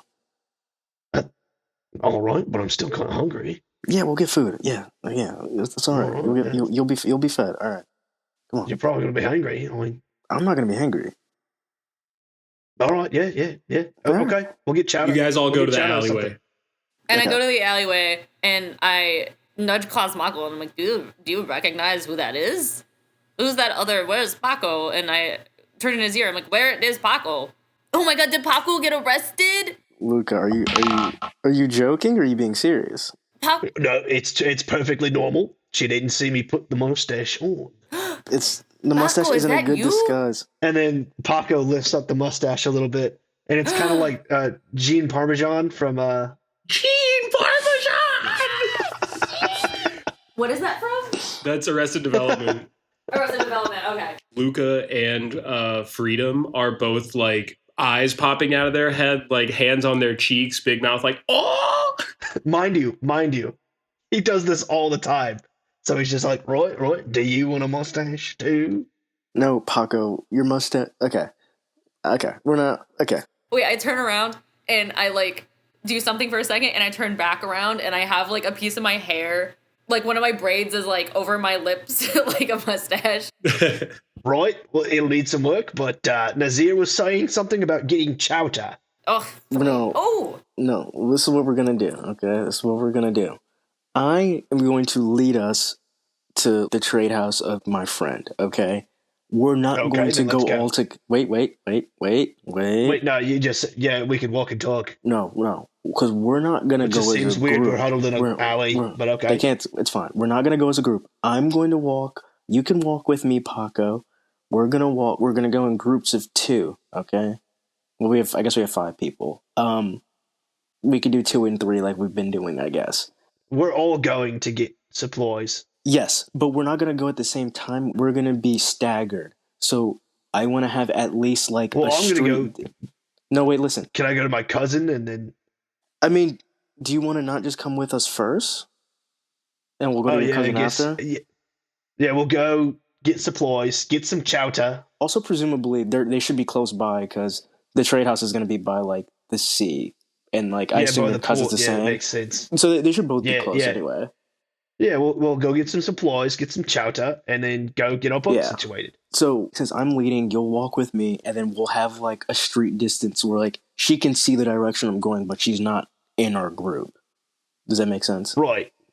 Player, would you like to go with Paco and No, he's Nazir not. this time? No, he's going with you. You don't?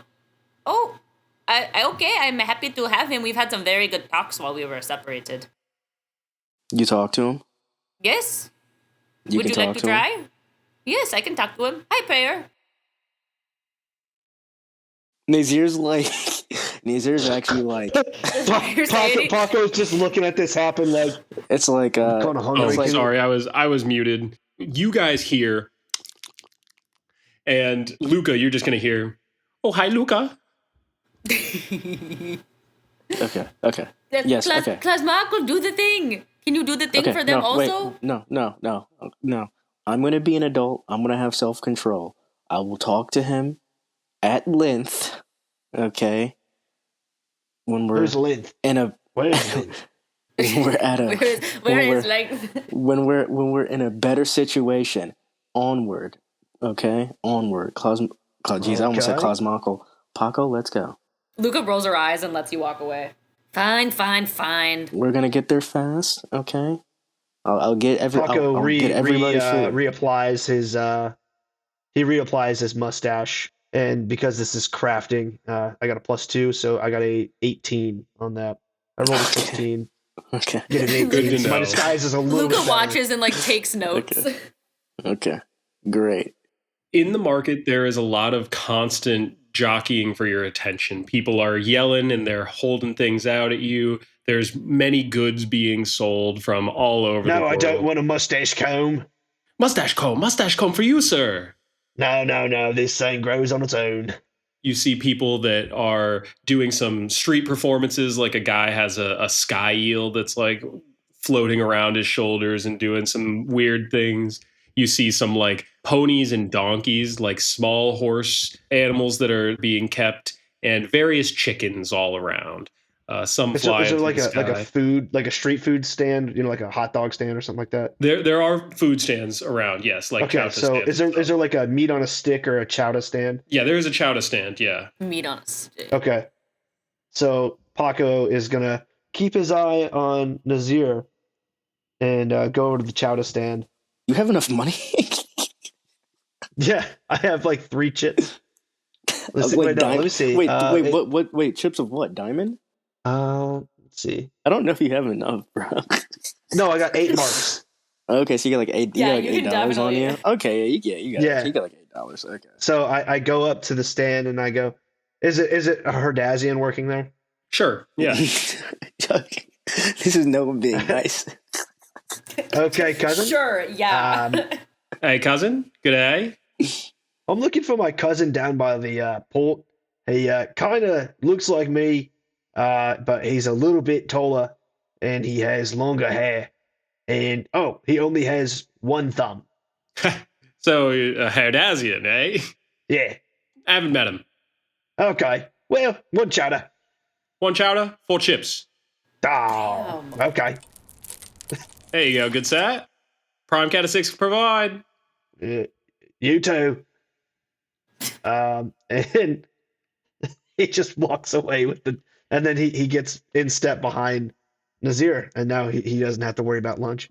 You guys are walking together, and as you get closer towards the bay, you are seeing every once in a while, you just see a body drop from the cliff as there's people that are like diving into the bay.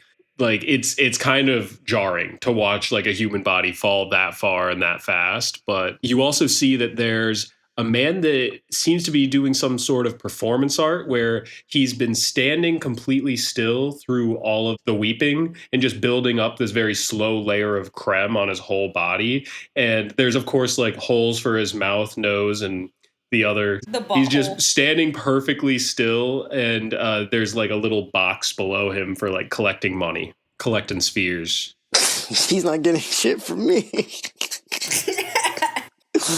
I don't care about this guy. Onward. Paco looks at the guy. He has like about half of the chowder left. He's just like, you want some chowder? I have someone come to feed me every day. Don't worry about me, mate. Just drop some cash in the box. Oh, I literally just spent most of my cash on this. And who's the guy that feeds you? Oh, Paco. my husband. Paco. Oh, okay. What? Come on. Oh, it looks like my friend needs me. I'll see you. Oh, I won't see you.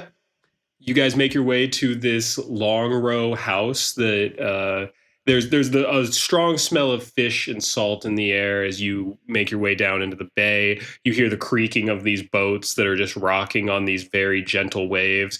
And you enter this longhouse that has multiple vendors in it. And as you walk in, you see that there's like a back office type of room that you've been to before, I believe. I go in. Am I like, I'm just like with them now? Like I followed behind, but I'm there also. Yeah, not long after you make your way into the same house and you're just keeping a bit of a distance from them, but Okay. he heads to this like back room you see, and Nazir, in front of you is this door that has like a marking on it. It has a glyph that says the counting house. All right. You make your way inside. There's a business office that has some somewhat comfortable chairs and furnishings. There stands an incredibly tall woman, taller than you, really built, that is on guard. And she stands with like a tall spear in her hand, and it rests against the ground. As soon as you come in, you just see these eyes on you. And then you see a short, diminutive man behind the counter. There's a long counter, not like a single desk, and a lot of papers on it. Oh, Nazir, it's a pleasure to see you again.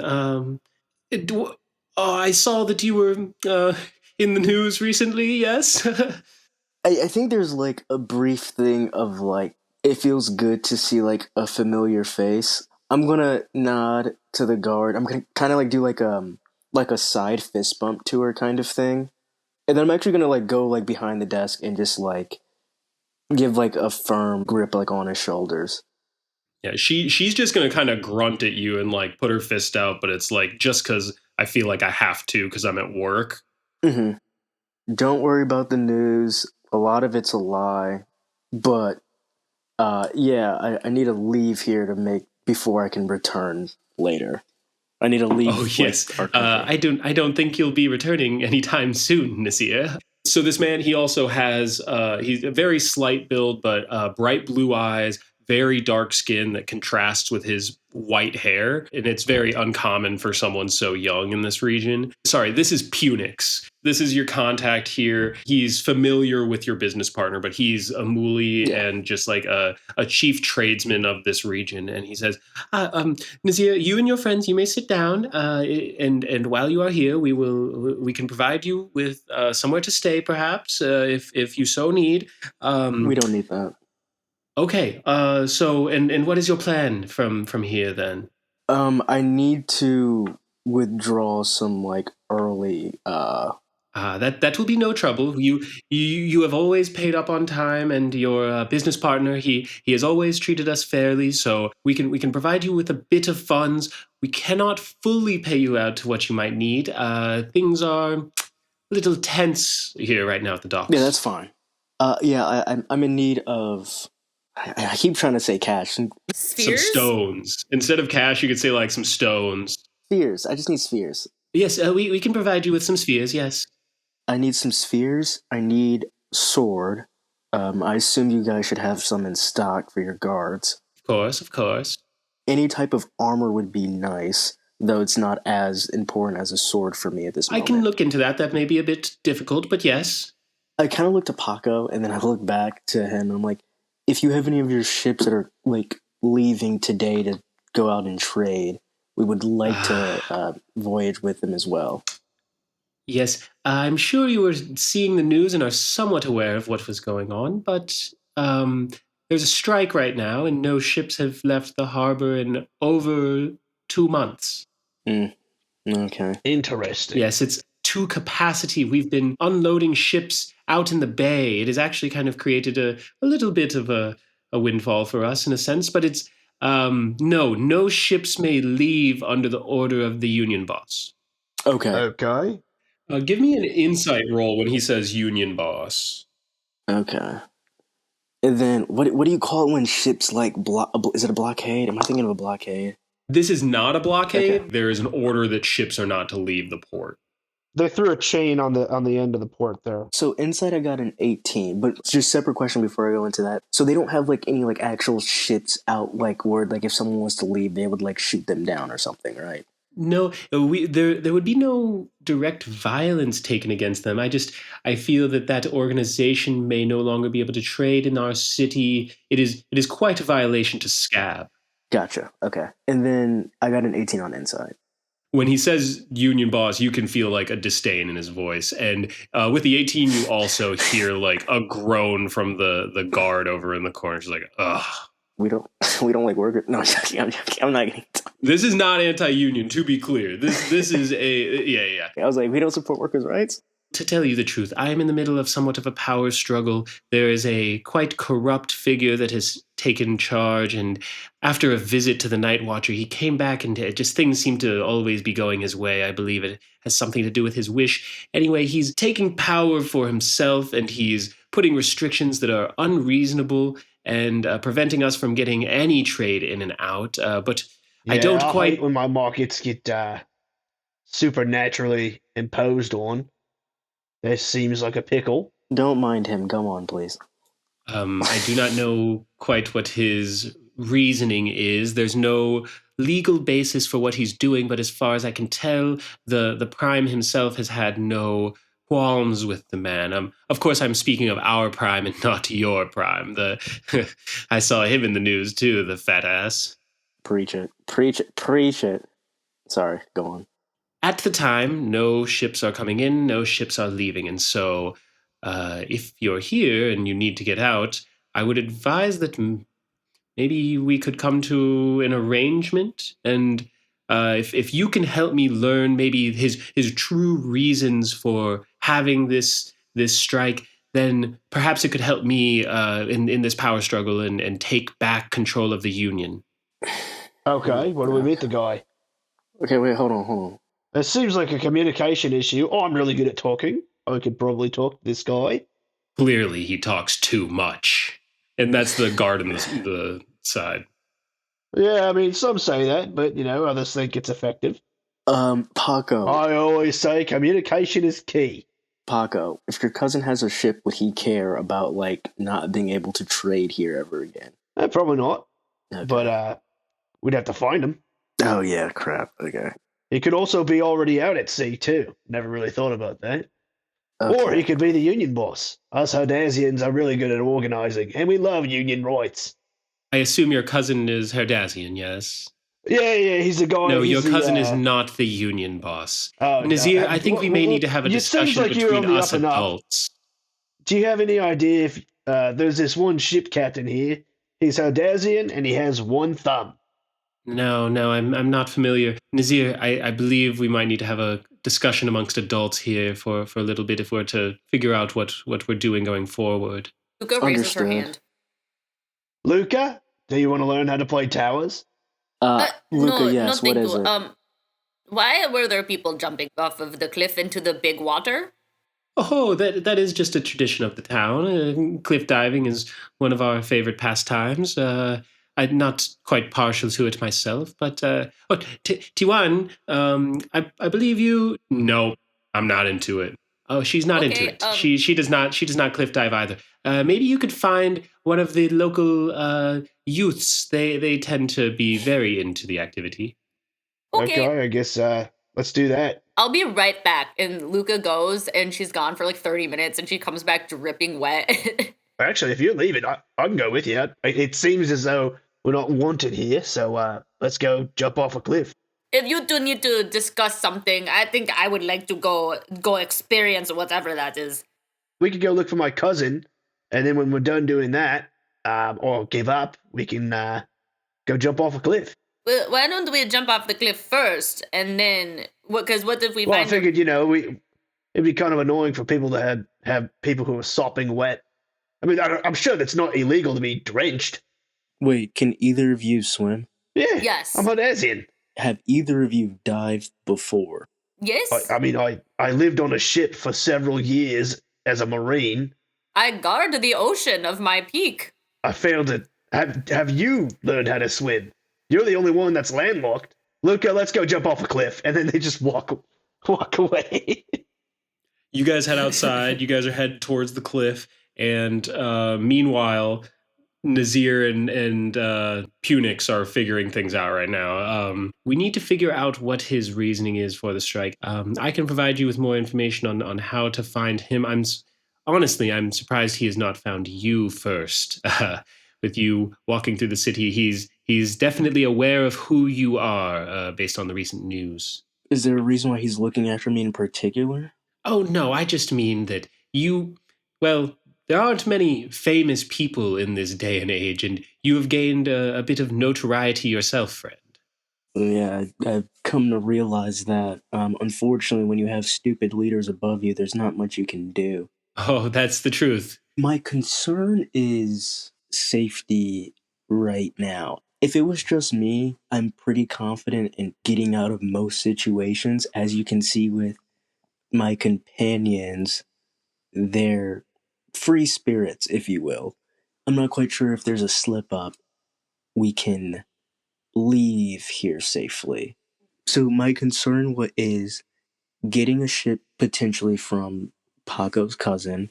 If not, then by all means, I will for sure help you. That's not to say I will not help you in this moment. There's a possibility that I will, but I want to get that out the way. It is not guaranteed.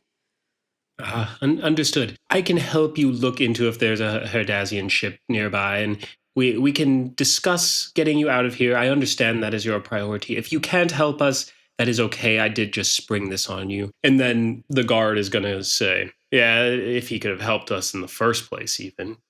Is that like a... What does she mean? Wait, what does she mean by that?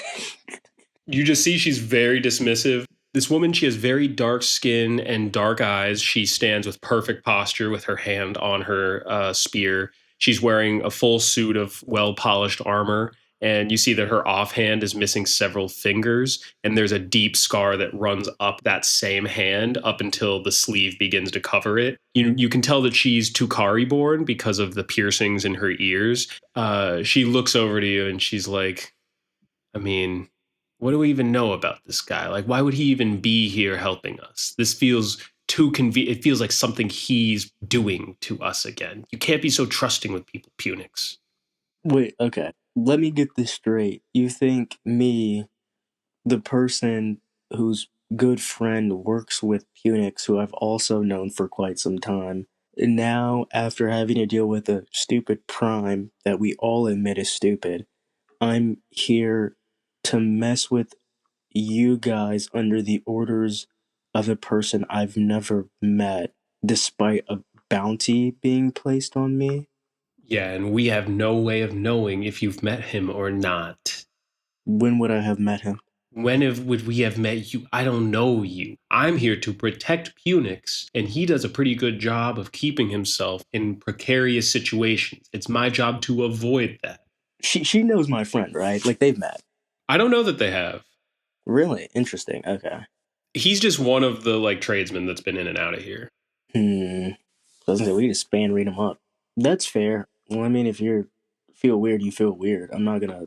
I don't care about a man I know nothing about, so I'm just gonna ignore her. I'm gonna go back to Punix. Yeah, can we take a look at the funds and armor? or funds and weapons. I will look yes. into getting you everything you need. We have quite a busy day coming up tomorrow with Light Day, and so I just ask that you give me just the evening. I can probably prepare all of that for you in the early morning. Okay, that's fine.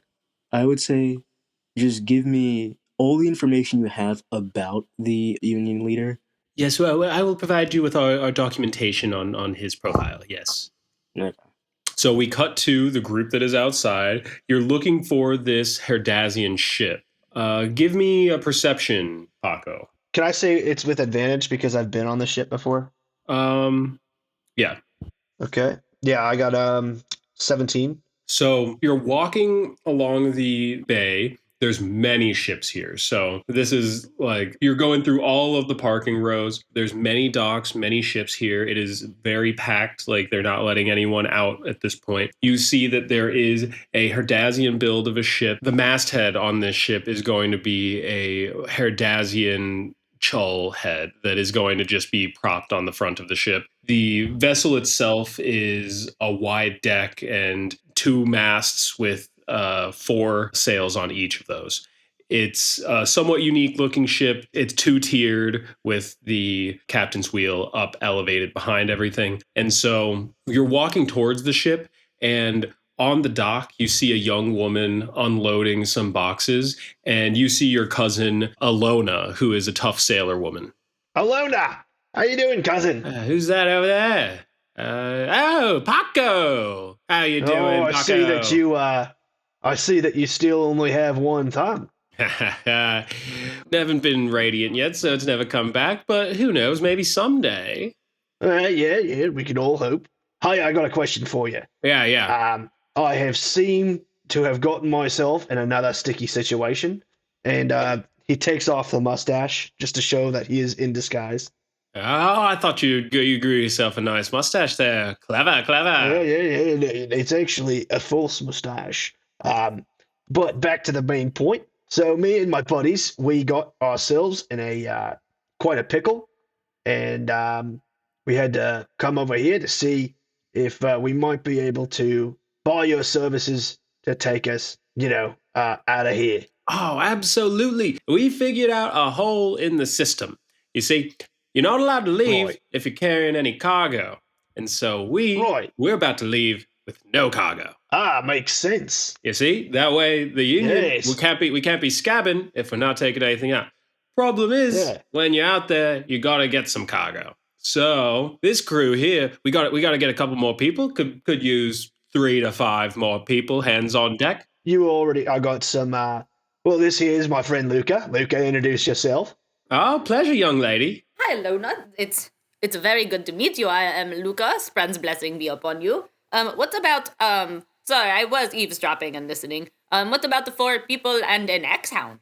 Oh, interesting. We haven't never had an X-Hound on board. I'm pretty sure they're good luck. Oh, I think I heard that once. Yeah. Could be. Yeah. Well, you see, we got to pick up cargo on the way, and we need a couple more people because we's going out Santhid hunting. Oh, makes sense. Yeah, that's always fun. Hey, Absolutely. while we're doing that, when we pick up cargo, we can go to Thalen City. Oh, yeah, we'll be around Thalen City if we could get one, like 5-6 months. Yeah. Yes, Sandin hunting, my favorite pastime. And I nudge Paco and whisper in his ear, "What is a Sandid?" I think it's like a Spren, but no, it's kind of weird. I mean, she's from the mountains, so.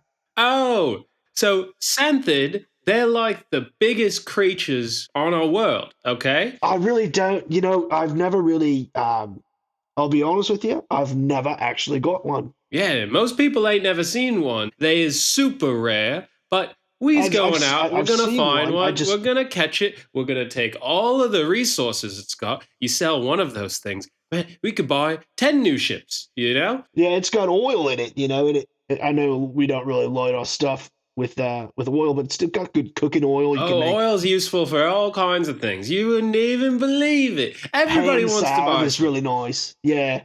No, yeah, that makes sense. Yeah, so if we go out, looking for these Santhids, we got one other guy. He's pretty strong, so we could get one. We could, if we find it, we kill it, and we take it right back to shore, and then we pay off the whole trip. If we get to 6 months and we haven't found one, then we got to turn around anyway. So, 6 months is the limit. But we could always find one earlier than that. Yeah, and then, maybe that stuff blows over around here and you can come back, or if you don't want to come back, that's cool, but Hey, so the problem is we don't have 4 people. We have 3 adults, a child, and a axehound.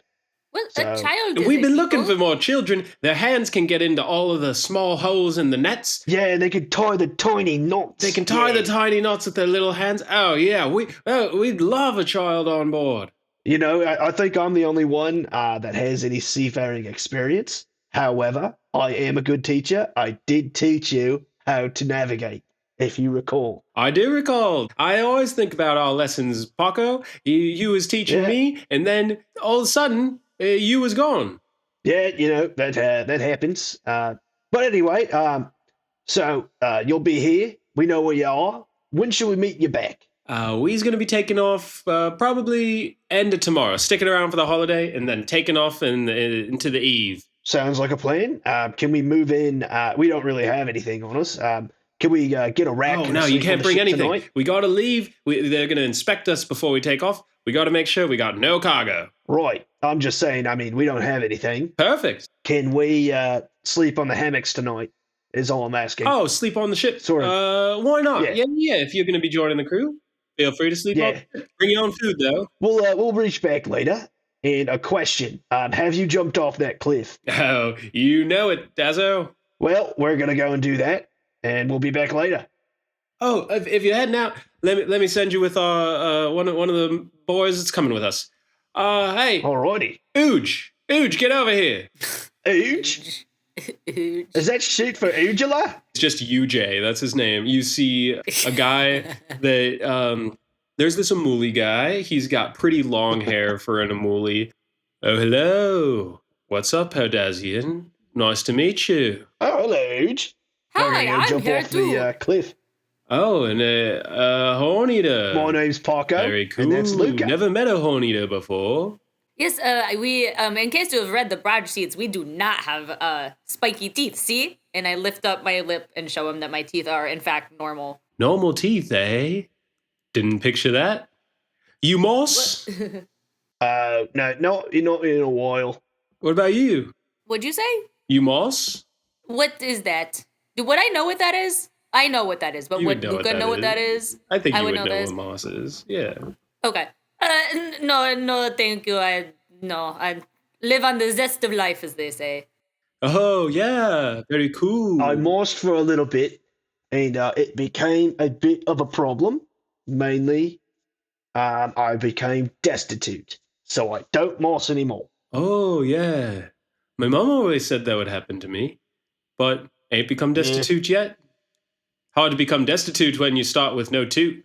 Fair enough. What is a toot? Oh, I don't know. None of my business. So you guys want to go dive? Yes, please. You guys are heading up to the cliff, so we'll just cut to like an hour later as you guys are walking. It is the steep hike, and since he's from here, he's very used to it, showing you the path. You ever wonder if we see like different colors and just agree on what we're seeing? That's a very good philosophical question. I've never even thought. That's oh, well, we're here. Yeah, but no, I think some people call blue violet and some people call blue. So I don't know. Oh. I guess it really depends on your language. We disagree on even colors. Oh. Well, the Prayer's with us, right? Sure. Prayer said that he loves blue, so I think if he says that he knows what the blue is, then I think we all know what blue is. Oh, I do not know what blue is. You just told me. I don't actually know. Do you, I cannot tell if you are asking me a philosophical question or if you are being quite serious. I don't know either, man. Have you ever been in love? No, did you have some moss before when you went by that tree? I've been mossing a lot, dude. There's this guy in my village, Uka Kualanaki Bapalu. Bapalu. I'm sorry. Buckaloo. It's really hard to come up with That's these a names. funny name. And he kind of asks strange questions like you. I wonder if maybe he has some sort of problem. Oh. Anyway, not trying to offend you. Sure. What about you, Paco Man? Ever been in love? No. I generally stay away from women. Cool. And then you guys walk for like another hour in silence as you hike up this hill. It's just a very awkward conversation with clearly a hippie. Yeah, and he just keeps reaching into this like satchel every once in a while and doing a little like, oh, nice.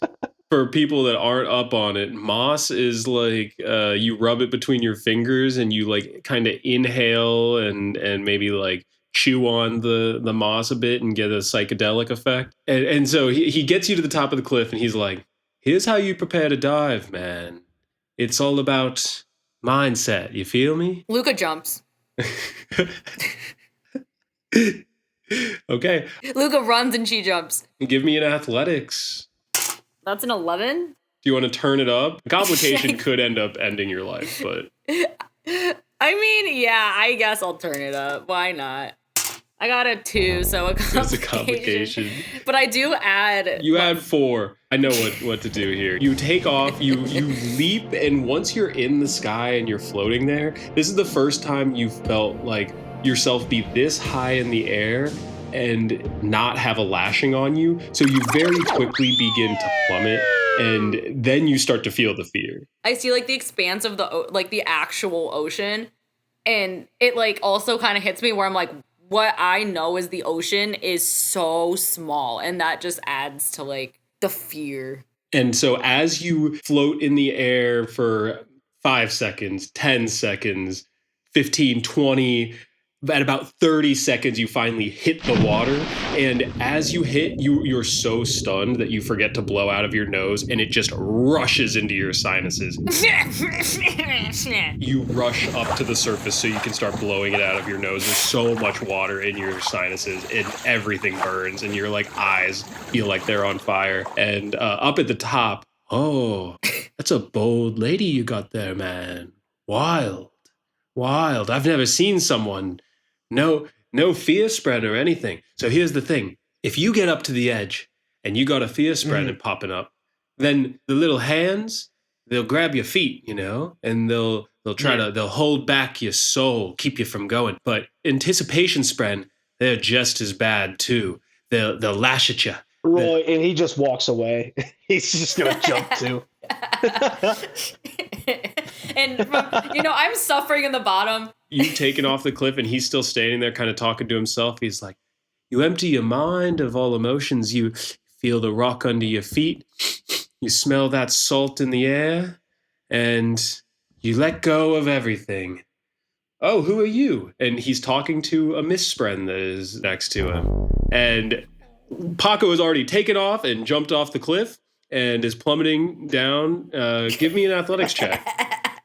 Okay. Missed an encounter. Save scum. Gotta go back. I got a 20. Nat? Nat 20. No, Nat.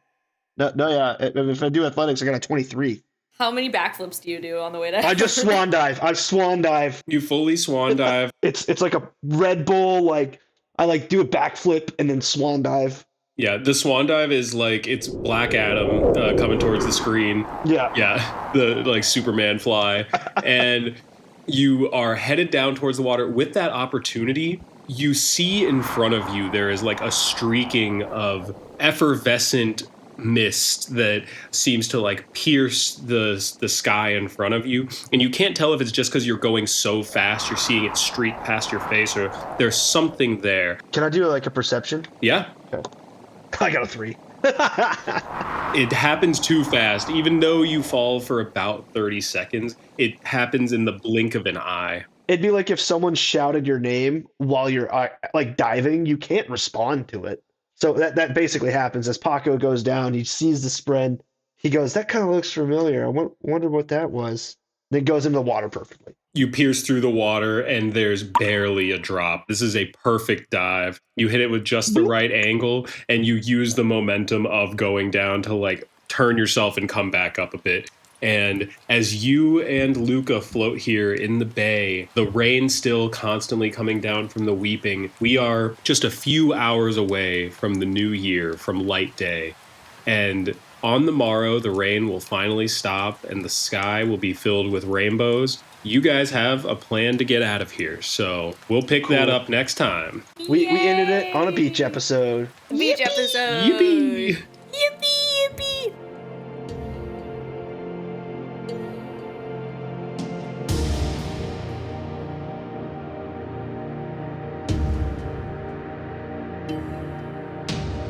The Knights of Desolation are Andy Cotton as the Paco, Miles Johnson as Nazir Alethlin, Ali Lester as Lukai Kulanaki Ashalor, and me, Noah Tubbs, as everything else. Cover art by the incredible Aria Barra, at ARIIRF_ on Twitter. Music by Net Denizen Lane, aka Lane. And special thanks to Arjun Joshi, my deputy DM. Thank you for listening. Smash those like and subscribe buttons. You can find us on Twitter at 4Cremlings with the number 4. If you have any suggestions for names, flora, fauna, new Spren, Silver Kingdom's era lore, or any other thoughts, leave a comment or email us at 4cremlings@gmail. Still the number 4. Thank you to the legendary Brandon Sanderson and Brotherwise Games for this amazing world and system we get to play in. See you in 2 weeks as we continue the journey of the Knights of Desolation.